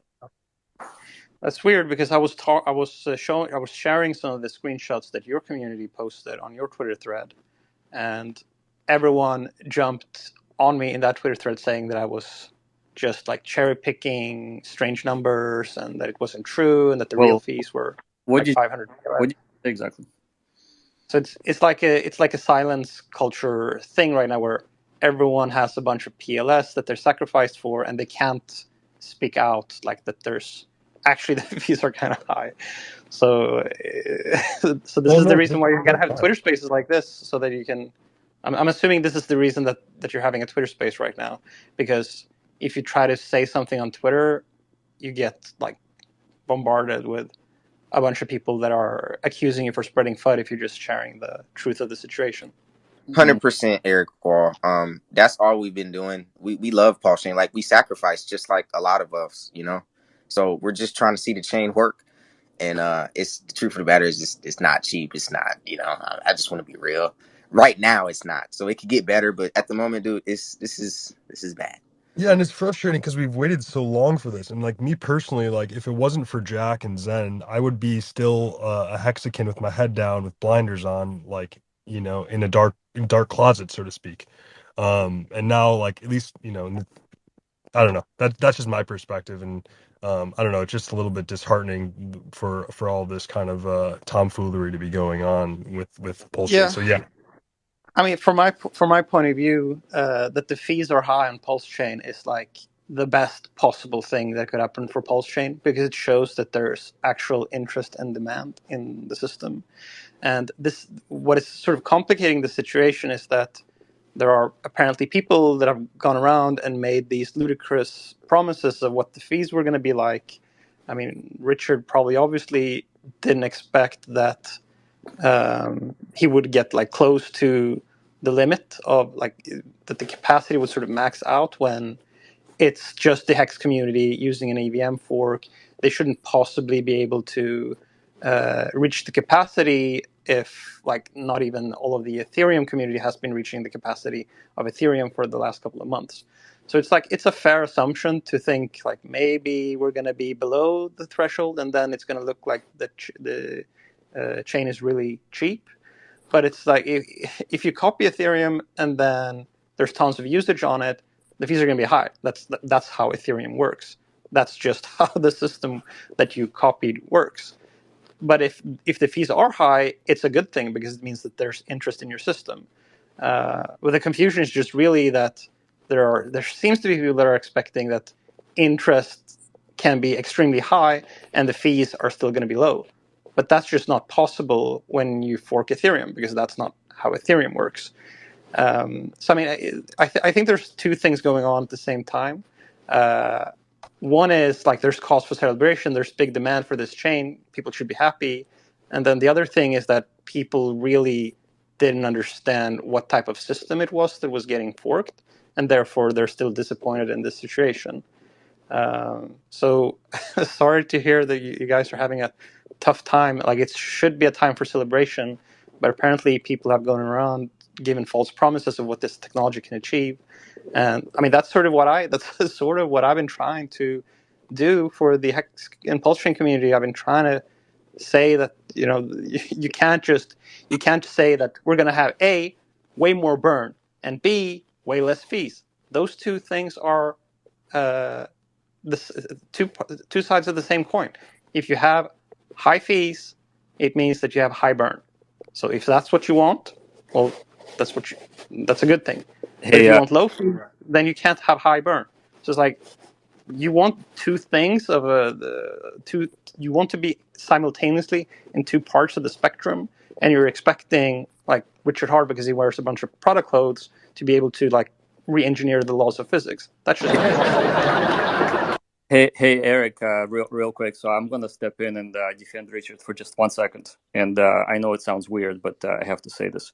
So when he said that his chain, his copy of Ethereum, is going to be cheaper, what he also meant that because it's a new chain, it will not have as many users as Ethereum, and therefore the fees will be cheaper. That is what he meant. What he didn't account for is that Zen actually takes a whole block per user, per address, every time. So that is something that he didn't anticipate. That is why the narrative is to create a chain that's better and cheaper than Ethereum, just due to the fact that it's new. So that is all. So not Yeah, really. I gotta give credit to you, Jack. You've invented. So this is like the HIV virus for an EVM chain. Like this is the one thing that you can do to an EVM chain. You basically productize the block space. You turn it into a shitcoin, and you cause market demand for that shitcoin. And then there's basically a reason. Like you monetize the spam. Eric, That is you. That's one of the most pernicious exploits of the system that you could possibly do. And what it does is it exposes chains that doesn't have any layer twos. Because if there's a bunch of different layer twos, you're gonna have to do this on every single second layer, and there's gonna be like a discrepancy on like which layer is the canonical XEN. Like there's not gonna be market demand perhaps for all of those. So that's like a way that you can perhaps like try to get away from the problem. But when you just have one synchronous execution environment, as is the case with Pulsechain, then you obviously have no kind of defense against these types of attacks. This is why, like, all the systems that are trying to scale at the moment in EVM land are doing something with second layers and data availability improvements and asynchronous execution environments. Yeah. And here you just have a singleton engine that can be very easily DDoSed by a single application. That's bad.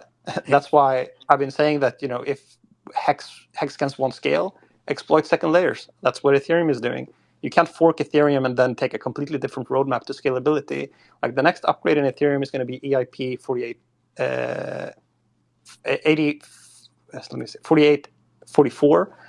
It's called proto-dank sharding, and what it does is it increases the scalability for the second layers. It doesn't do anything for the main chain itself. It just improves scalability for the second layers.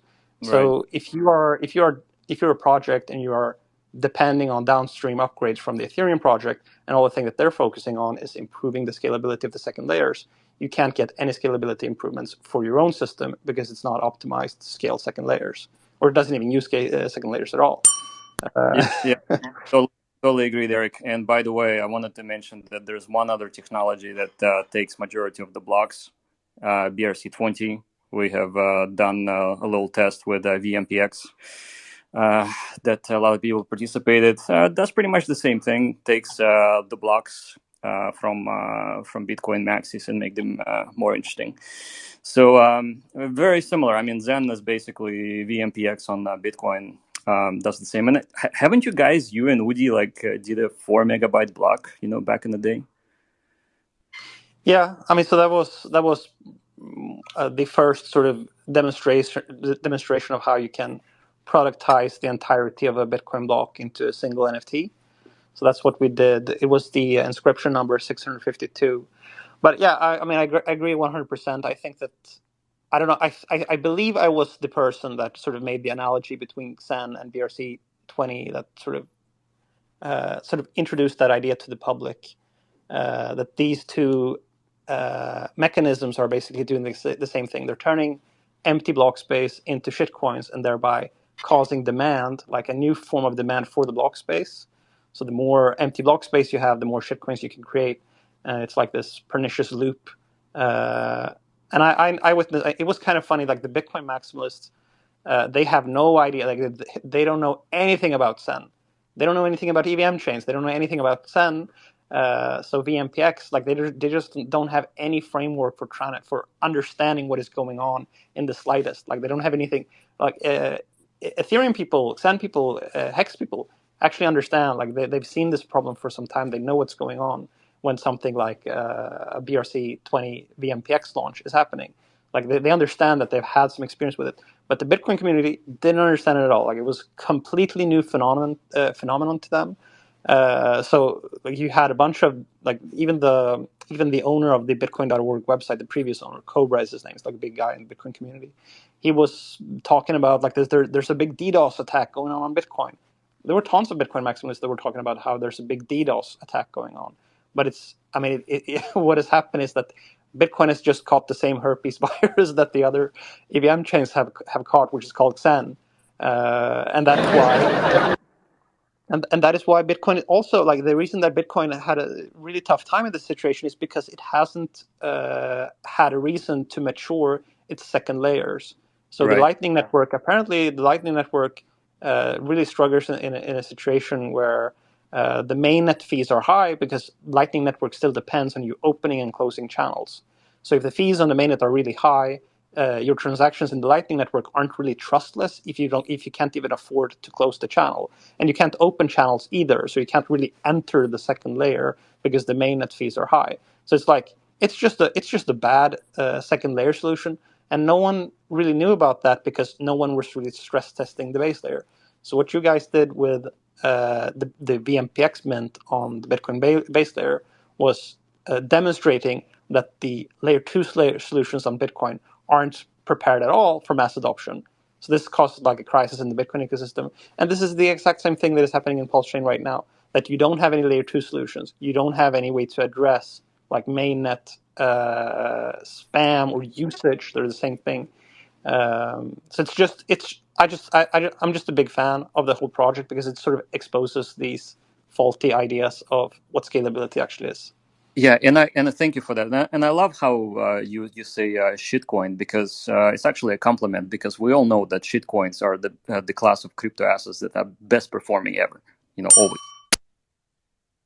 Hey guys, just on this topic, sorry to interrupt, but my question is relating to this topic. Do you guys mind if I ask the two of you? I'm glad you're both here. Go, Atticus. Okay, so it's just a question about Bitcoin, and I'm not technical, so I don't know if this is true or not. But when we saw the ordinals and all the interest that it's brought in, and I don't see it as pernicious, I see it as a benefit. So we could talk about that after. But obviously, there's a demand for block space. People, are willing to expend their economic energy in pursuit of it for whatever reason they look at it. So, but we saw 400,000 people in the mempool when it got really busy, and transactions were taking a very long time. So I want to know what you guys think about the future of Bitcoin.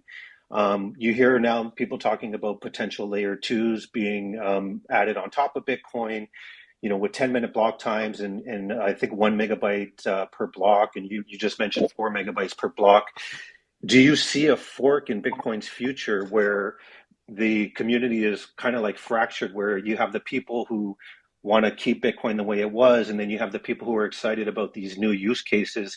And is it going to have to upgrade? And the reason I ask this is because I saw somebody on Twitter say that if the whole world adopted Lightning under like Bitcoin's current parameters, it would take 70 years to settle a transaction. So, and then my question for you specifically, Jack, would be, if it gets really busy and Bitcoin can't handle this additional load, how is that going to affect X1 if the mempool is super busy and it takes a long, long time to settle transactions? So yeah, that's my question. Eric, go for it. Yeah, so what's happened basically is that this inscription mechanism. 007, check your DM. Sorry. Yeah, so what happened? So there was an upgrade in the Bitcoin system in 2021 November that was called Taproot. The idea of the upgrade was to enable more complex scripts into Bitcoin. in order for Bitcoin to sort of leverage these new scripting abilities, what they did was that they removed a bunch of script limitations that were in there previously. So there were limitations on how many scripts, like how many operations on a script that you could do inside of a single input. There were limitations on sort of the byte sizes of the scripts that you could propagate within a single input. There were a bunch of standardness rules that were applied, and so like basically DDoS filters were enabled in Bitcoin itself. But when they made the upgrade, there was actually two upgrades: first SegWit and then Taproot.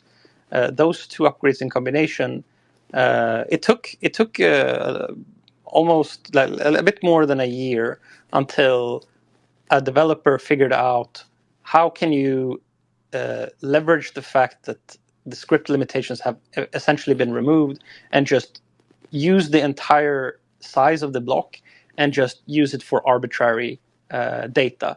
And if you can create a transaction in Bitcoin that just treats the entire block space, you don't have to abide by transaction formats or anything anymore. You can do what we did. So what we did in February was we just made the whole block into a big JPEG to sort of demonstrate that the entirety of the block is just is up for grabs. You can do whatever you want with it. When people saw that, they understood that, wait, so in this block we can do whatever we want with the block space. So we can create meta layers. So ordinals is like a meta layer. It looks at the same Bitcoin data that everyone else looks at, but then it ascribes rules and meaning to that data. So the ordinal system ascribes a way for tracking different satoshis and tracking specific data blobs to be attached to specific satoshis, so that you basically have an NFT system. But that's just like the first installment. That's just the first iteration of something that you can do with an arbitrary data blob. You can embed into Bitcoin right now any meta layer. Like you can put an EVM inside of the Bitcoin block space. All you need is some other nodes to interpret the data that is happening inside of Bitcoin differently. Then you get the consensus strength of Bitcoin, the data availability guarantees of Bitcoin, all the properties that people like about Bitcoin. You get that, but then you use the data inside to create new and different protocols. So this is what the BRC20 standard is. It's just a way to look at the data inside this Bitcoin block that is now possible to do whatever you want with because of the Taproot upgrade. This is why I'm a Taproot wizard. Like the reason for the NFT project that is on my profile picture, it's a Taproot wizard. That's sort of making a joke out of, like, we take this upgrade Taproot and we turn it into wizardry and we do whatever we want with it. So like making a 4 megabyte JPEG was one thing that you can do, but there's so many different other things that you can do. BRC20s are probably going to evolve into a standard that is sort of similar to anything that you can do with the ERC20s on Ethereum. So right now, the only thing that you can do with them is sort of mint them very inefficiently, which is actually pretty interesting because it turns the inefficient mint turns it into like a free-for-all auction that is slow and takes time to participate in, so that a single user can't just buy up the entire mint in one block. They just have to participate in several blocks because the block space is limited. So this protocol, the BRC20 protocol, is going to evolve into other protocols that are similar to Ethereum. And then when you have Ethereum-like applications running inside of Bitcoin, then the urgency to get into a specific block increases, because the block order decides where your transaction gets in the transaction order, then has huge consequences in how much money you make. Like if you're trying to trade at an automated market maker like Uniswap, it matters a lot if your transaction is the first or the 10th. So what you basically get is MEV existing inside of Bitcoin. That's currently what is happening. There are Bitcoin developers that are trying to now prevent this and stop this, but I think the genie is sort of out of the bottle. People have shown that you can productize Bitcoin block space, and even if you make it harder for them, it just turns into a cat and mouse game. So not sure if they can really put the genie back in the bottle. It's more like Bitcoin has caught sort of the flu, in a sense that it's going to become more similar to Ethereum now. And I'm not actually saying that this is good or bad. I'm just saying this is happening, and actually let's fuck around with it as much as we possibly can to understand sort of what the vulnerabilities are, so that we can do something about it, like have a discussion about it. It's not good to have latent problems inside a protocol. You need to sort of shake those out and understand exactly how bad they are as soon as possible in order to get your protocol ready for mass adoption. So that's sort of what I'm doing with Bitcoin right now. That's what Jack is doing. We're sort of fucking around with it so that it can get better. We're trying to like shake some sense into the community and be like, these are the problems that you're going to have to face. And look, the Ethereum project has already gone through all of these sort of child diseases. It has already gone through scalability bottlenecks, and now it's having to upgrade to this proto-dank sharding thing that it's doing in the next upgrade, where it's like creating ephemeral data blobs and all kinds of stuff just to manage how big the demand can get. I mean, Ethereum has also had to do a bunch of weird things with how blocks are being created. So the whole block creation process itself, this is what flashbots, if you're familiar with a flashbot system that I think Pulsechain is going to require as well, it's a way to sort of split the roles between the block builders and the block creators. It's a way basically to eliminate the risk that MEV causes centralization at the block validation level, so that a single staker is way better at extracting revenue from the chain, which means that people just delegate all their stake to that validator because he's so good at creating profitable blocks. It is able to provide higher yields to people. Flashbots is a protocol that is designed to democratize the access to MEV, so it makes every single validator as good as extracting revenue from each block as everyone else, and it sort of harmonizes the distribution between the stake between the different validators. So that's something that the Ethereum had to do when they had big demand for their block space. So Bitcoin isn't prepared for that situation at all. So there are tons of things that Bitcoin is going to have to do if the block space in Bitcoin can be used for any arbitrary application. Wow, that's awesome, man. Yeah, I appreciate that. Yeah, I think it's hilarious. So just one last point, and then I'll jump down. Is, we had for so many years the narrative of Bitcoin was its unchanging store of value, and what you just talked about with the MEV, it almost seems like they'll have to become like Ethereum and try to, enhance itself, like proposer builder separation, and try to get around the problems that might cause. But then it's just basically like a UTX model of Ethereum that basically has to upgrade to compensate for all the use case that wants to be applied to it, right? So I feel like it's kind of like ironic that's the narrative now. So yeah, I appreciate your long answer. Thank you. Yeah, that's 100% correct. And I personally am sort of low-key worried for Bitcoin that this is happening, because the Bitcoin community is not prepared for it. It's happening really fast. And I really, really enjoyed that Ethereum and Bitcoin were really different from each other. I didn't like what I saw when 80% of the validators in Ethereum started censoring transactions because of OFAC regulation. Like, that was a fucking disaster for the Ethereum system, and I was really happy that Bitcoin didn't have to face those problems. And the reason that it didn't have to face those problems was because there wasn't a lot of MEV in Bitcoin, so there wasn't like flashbots systems that could sort of get into the pipeline of transaction processing. So There is that on the it's Lightning worrying. Network, though, right? Sorry? There is that on the Lightning Network, I believe. No, Lightning doesn't work like that at all. Lightning is just a bunch of channels. There's no like block builders that create different blocks. When the United States got hacked, that oil pipeline, remember they asked for the auction, or they asked for the payment in Bitcoin, and they did it through a payment channel on the Lightning, and they pretty much invited whoever the hacker was into the channel, and then did a withdrawal, like sent the Bitcoin to them, didn't close the channel, and sent the Bitcoin back to them, and then they left the channel, and the Bitcoin just went right back to the U.S. government. Okay, yeah, that doesn't sound like that. I'm unfamiliar with that event. It doesn't, like, Lightning is a trustless system. You're not supposed to be able to steal money from people, and it's a very different system than flashbots.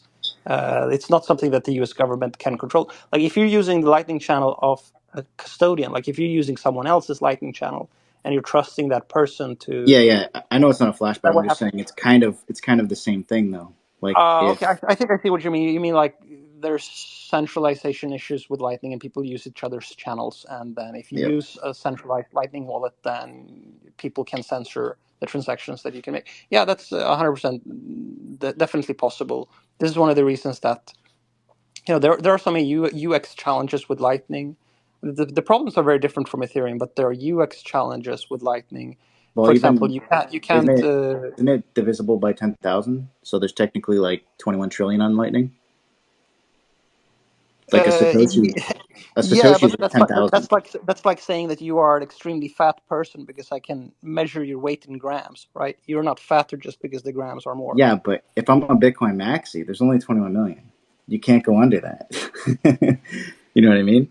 Yeah, but it doesn't matter if you count it in satoshis. Like it's like what I'm saying. Like you're not taller if I measure your height in centimeters. Like you're still the same. It's like this. The only thing that is important that is it's a fixed amount. What the actual denominator is or the unit doesn't make a difference. I have a quick question, Eric. And this might be a silly question. But so what's going to happen when more and more of these, so to speak, shit coins are deployed as BRC20s, and there's not really any value behind them, other than just obviously with Vampax we have this community behind. But what if someone just launched a coin that has nothing and that just continuously happens as it is happening? Yeah, so I mean that is happening now. People are just minting BRC20 tokens, and then what? Like, what's the next step? You have BRC20 tokens. What are you gonna do? So what is happening right now is it's creating a bunch of demand for being able to do something with BRC20 tokens. So there's gonna cause pressure on the ordinal system to sort of provide utility and use cases for these tokens. So that's why I'm saying that more advanced protocols will evolve so that you can insert or burn or transform your BRC20 tokens into a different standard, or even expand the BRC20 standard itself so that it can incorporate more interesting use cases. And that's sort of the trend that I'm seeing, that the BRC20 tokens are going to have to evolve to meet demand. And then that's how you get all these Ethereum problems, because people are going to want to put their BRC20 tokens in liquidity pools, and they're going to want to leverage trade and use them as collateral and use them as governance tokens in different protocols.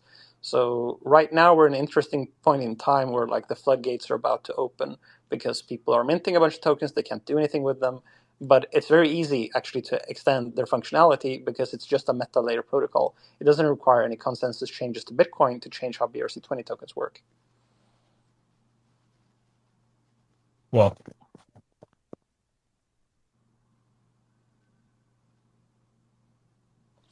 all right, guys, I'm going to have to jump off. I have a thing that I have to go to, but thanks for keeping it real.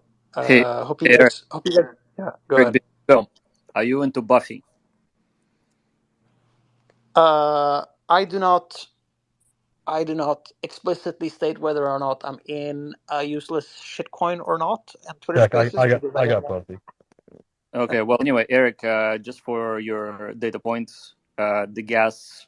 I was at the airport yesterday, and the gas was really low, about 20 sats per VB. So I figured I'm gonna launch Buffy just to see what it will do to the gas, and the gas went up to 150. I mean, not gas, the fees, sats per VB. So it was kind of interesting. Got minted out in about 4 hours. I was on the plane. I was watching. It's pretty cool. So Buffy is a companion to Vampax. Just an FYI. Okay. All right.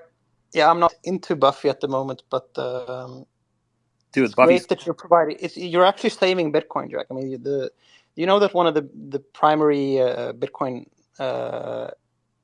developers, one of the most long-time Bitcoin advocates and researchers that has worked on the Bitcoin Core protocol, Peter Todd, is sort of become an outcast in the Bitcoin ecosystem for saying a sort of obvious truth that if Bitcoin is going to have very low fees, it's not going to be able to sustain its security, and it's going to have to change the 21 million cap and introduce inflation.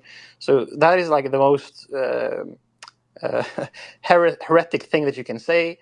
But I mean, Peter Todd he's like one of the smartest guys in Bitcoin. He knows what he's talking about, and he has a completely valid point. Like he may be more convinced that this is a terminal issue for Bitcoin than other people are. So when you're doing stuff like Buffy and VMPX, you're basically productizing the Bitcoin block space and giving demand to it, which is solving the security budget, which is making sure that Bitcoin doesn't have to inflate, where it is sort of saving the whole narrative of Bitcoin. So, like, yeah, maybe the fees are a bit higher, but they have to be higher if Bitcoin is going to survive. So I don't have any issue with what you're doing with the Buffy token. Yeah, certainly the case. I mean, we want the miners to be compensated for keeping the network secure, and the halvening is coming, obviously. And everybody always thought that, I mean, not everybody, but it was a bearish sentiment that the fees would not be enough. But now that problem is no longer going to be an issue. So Okay, Jack, guys, I'm gonna have to bounce. Okay, Eric, thanks. thanks, Eric. Jack, I had a question about the Buffy. So, like, yeah, I know that you said in the tweet about it that it's just going to be like it aims to educate like people how to use BRC20s, and there's like no expected utility. Are you kind of dropping an Easter egg that there may be utility? So, to be perfectly honest, my plane was delayed, and I wanted, to fuck around, I guess, and the fees were low. And to be perfectly honest, I thought everybody would ignore it and it wouldn't be minted out. But it did get minted out in about 4 hours, which was amazing. It actually has value of about $1 million market cap right now. And that changes things because now that it is fully decentralized and in everybody's hands, I think we should come up with utility for it. And it can be a complementary utility for Vempax. So, yeah, I would say definitely the combination of those two tokens. I did mention in my tweet, that we were waiting for 10,000 holders.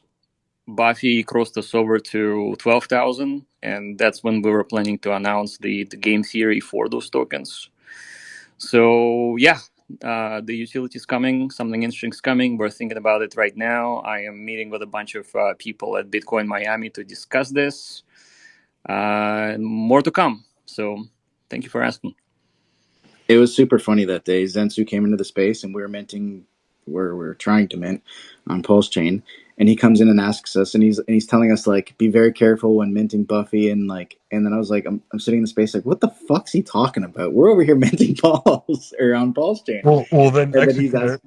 he's I asking us remember. stuff about it, and I was just like, dude, I don't know what you're talking about. And then somebody else was in the space is like, so how's the Phoenix launch going? And I'm like, bro, there's too much shit going on today. Like I can't keep up with 3 things in one day.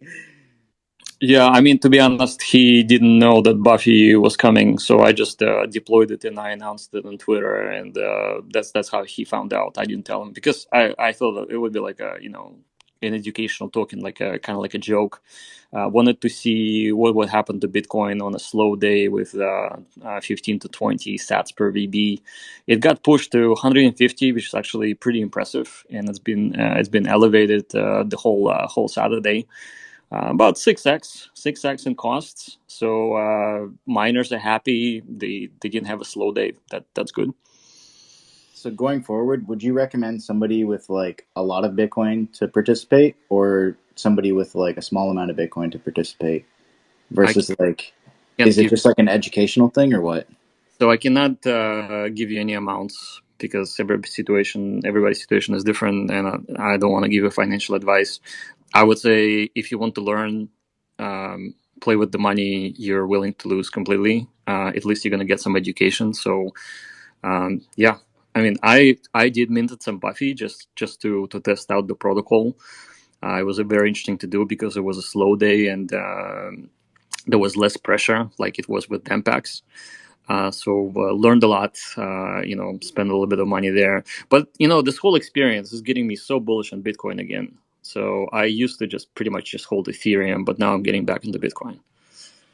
I came into the space and like asked everybody about it, and like I got a big fucking head when it comes to this stuff, but a lot of people couldn't like explain it to me, or maybe I don't know. So I was just like, to me, it just seems like a fair launch ICO type of thing. Is that what it is? Like you say you want to mint a block into XYZ token, and then it just gets launched. And then if people participate, then it gets like launched bigger or something. So the BRC20 standard does not necessarily automatically makes it fair. Like for example, I could have deployed Buffy and didn't tell anybody, and then I would pre-mint for myself like 10, 20, 30, 50%. And then I would announce it on Twitter that it's there and go ahead and mint. But it would not be fair. So, like in other words, it is the timing of the announcement that makes it fair to let everybody have an equal ground of participating, which is very, very similar and if not the same with Zen. So a lot of people think that BRC20 is by definition fair mint, and I don't believe that to be the case. Okay, cool. Well, I think execute too. I think it was funny because you're like, what are they going to do with these BRC20s? Like, how there's like no utility for them. It's just like they're just sitting there. I think we're in that same space, and I was just like, I don't know, man. I Well, think. well I so think actually, when it comes to utility, there's plenty of things you can do. Like you can trade Buffy for VMPX. I mean, right now the marketplace only works with Sats, but you can have a marketplace that can trade them directly. There's no reason why that cannot happen. You can also use, for example, VMPX or Buffy to buy other ordinals that are not even BRC20s. So that type of utility is coming like within a month. I mean, that's kind of like what I see. But it's like I'm trying like the when you get into the nitty gritty, it's technically not like an ERC20 token, right? It's technically like a mix between two, like an NFT and an ERC with no smart contract. That's what I like from what I'm looking into. It's a Bitcoin variant that you mint rather than mine. Yeah. Sorry. Yeah, that's yeah. Yeah. That is the difference. ERC20 contract is a Turing complete system.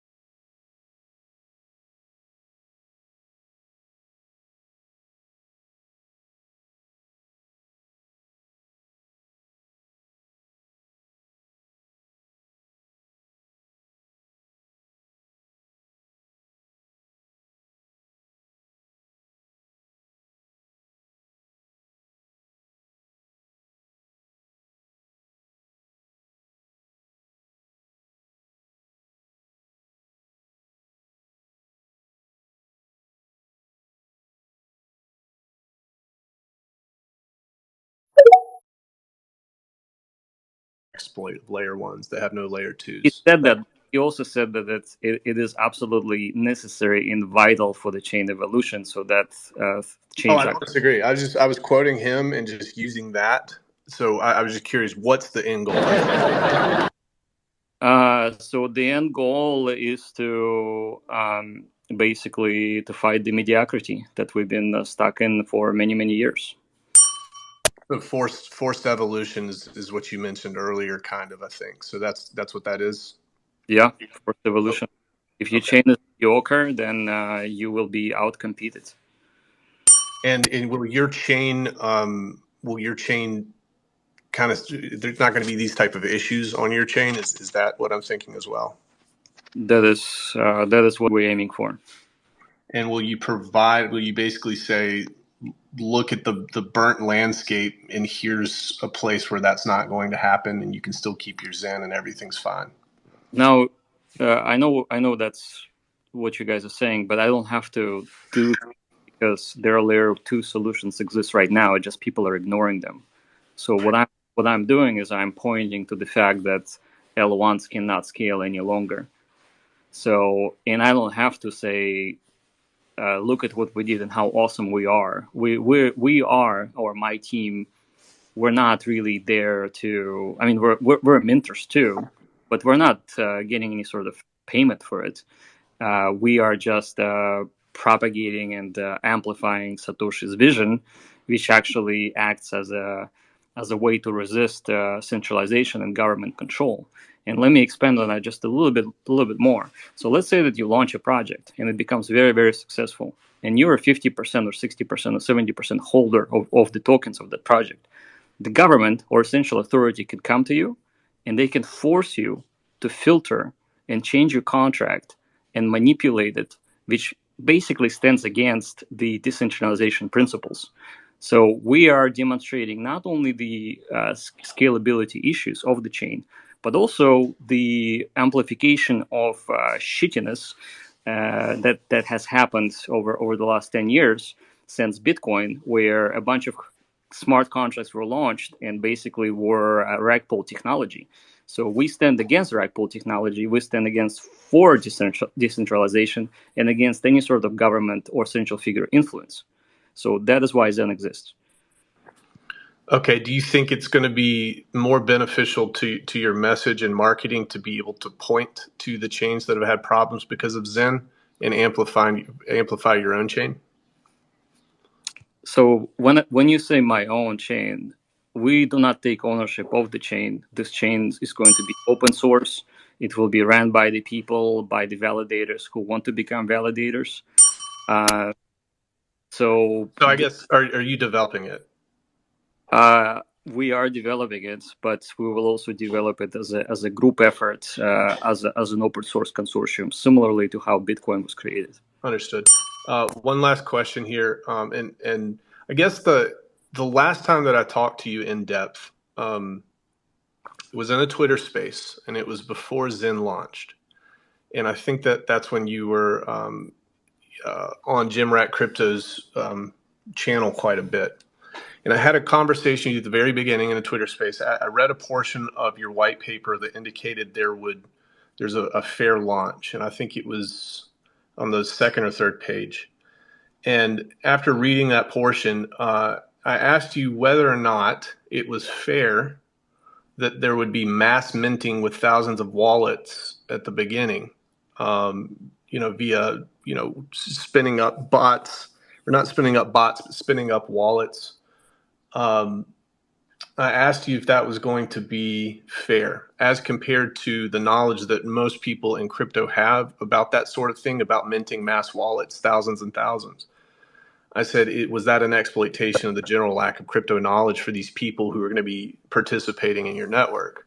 And I remember you specifically telling me that sort of thing was not going to happen.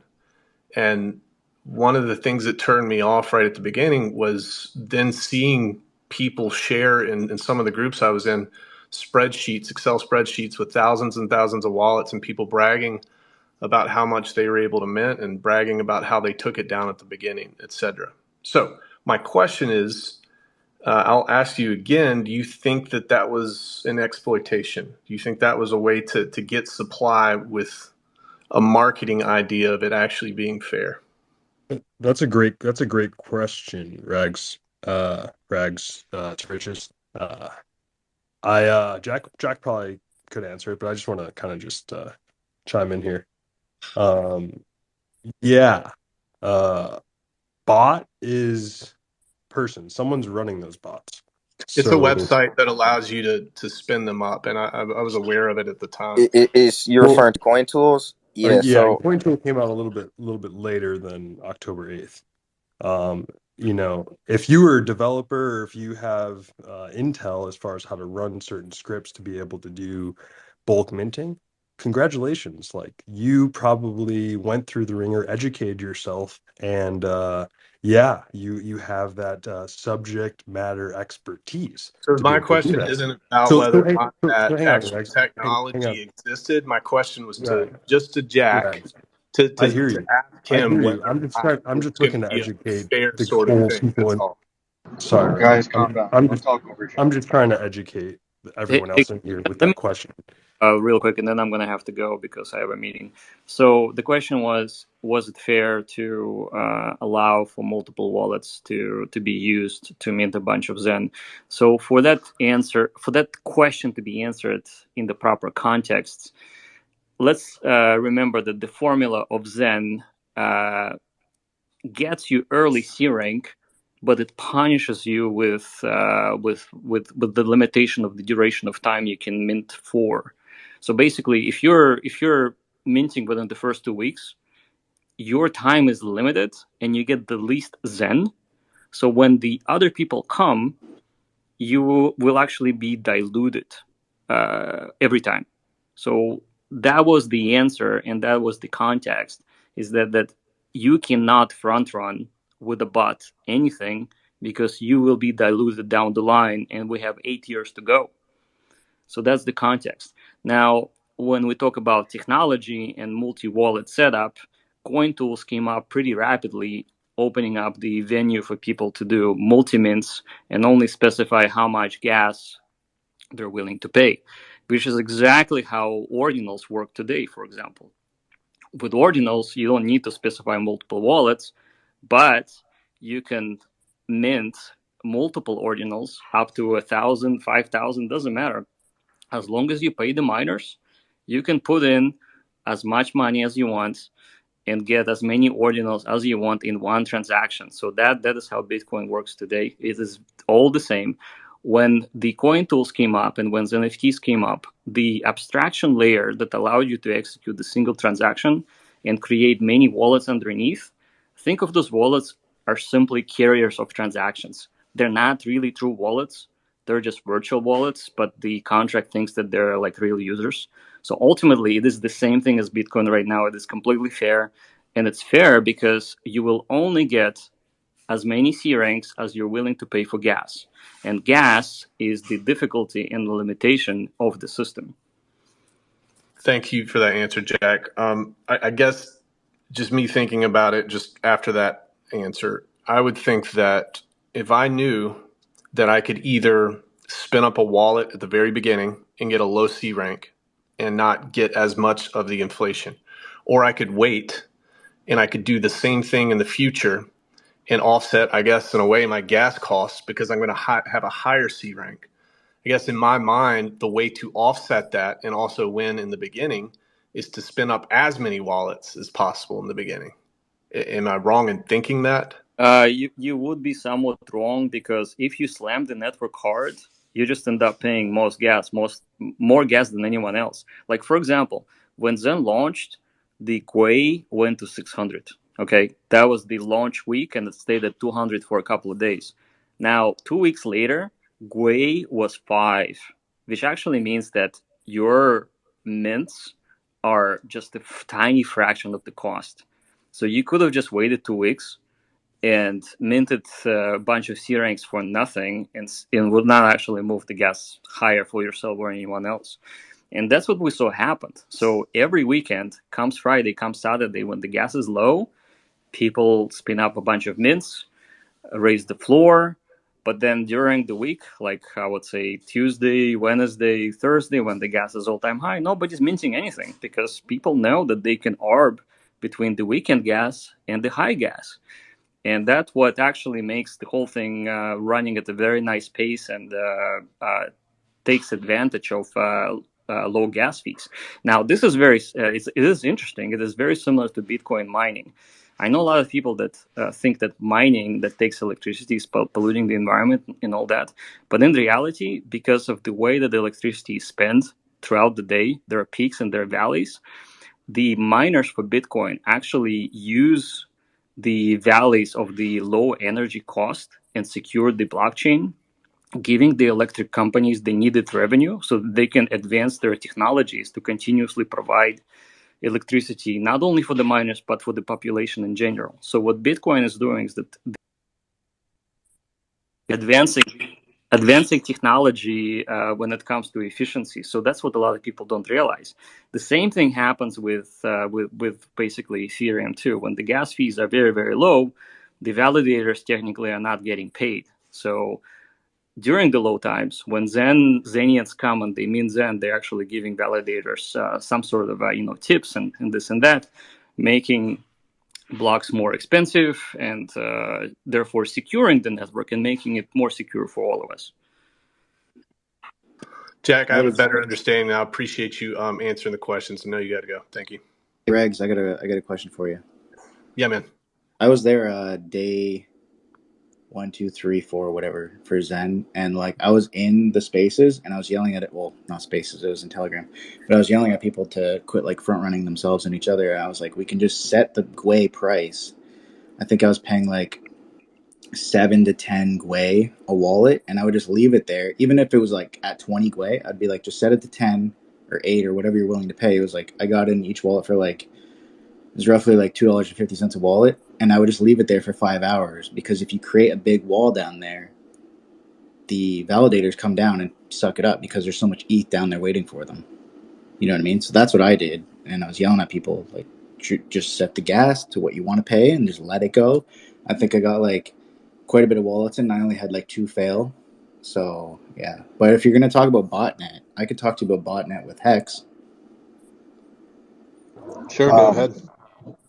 Yeah, so like with Hex, I noticed when I was day 2, I think, and Dev Kyle wrote up a nice script for me, and it was like auto deposit into the A every day, and then I kind of noticed that it even had a time preference. The All right. What's the implication? sorry, the time preference inside the script was set to the exact same time every single fucking day.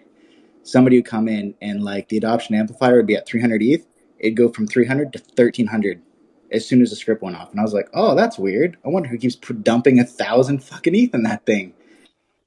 And then if you go track those wallets, all that flush address that flushed out was 1337 ETH into tornado.cash, into something else. Who the fuck knows where that went? And the next day, where was it? Back in the adoption amplifier. Do you think that's not botnet? Got it. No. How does that apply to what I was talking about with Jack? I'm sorry. Because it's a bot. Yeah, I was asking Jack about the mechanism of whether or not he thought that was fair at the beginning, and because I didn't have an understanding. Oh, okay, so sorry. that's all. Ted, how you doing, man?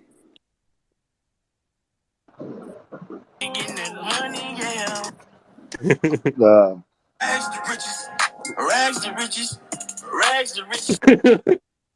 Damn, that's I what's appreciate up. you guys answering my questions, guys. I'm out of here. Thanks, Jack. Y'all be good.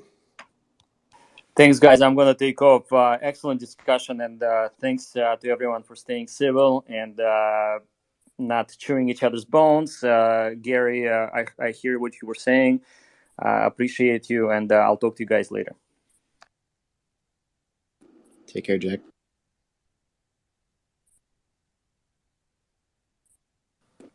Man, that was crazy. I'm sorry I couldn't like get everybody up because the space kept crashing.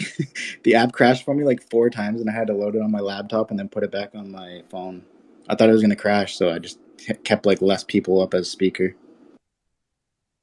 Yeah, and me and Simple can't add anybody. It's a glitch right now. So yeah. Trying to set up another room. I brought somebody.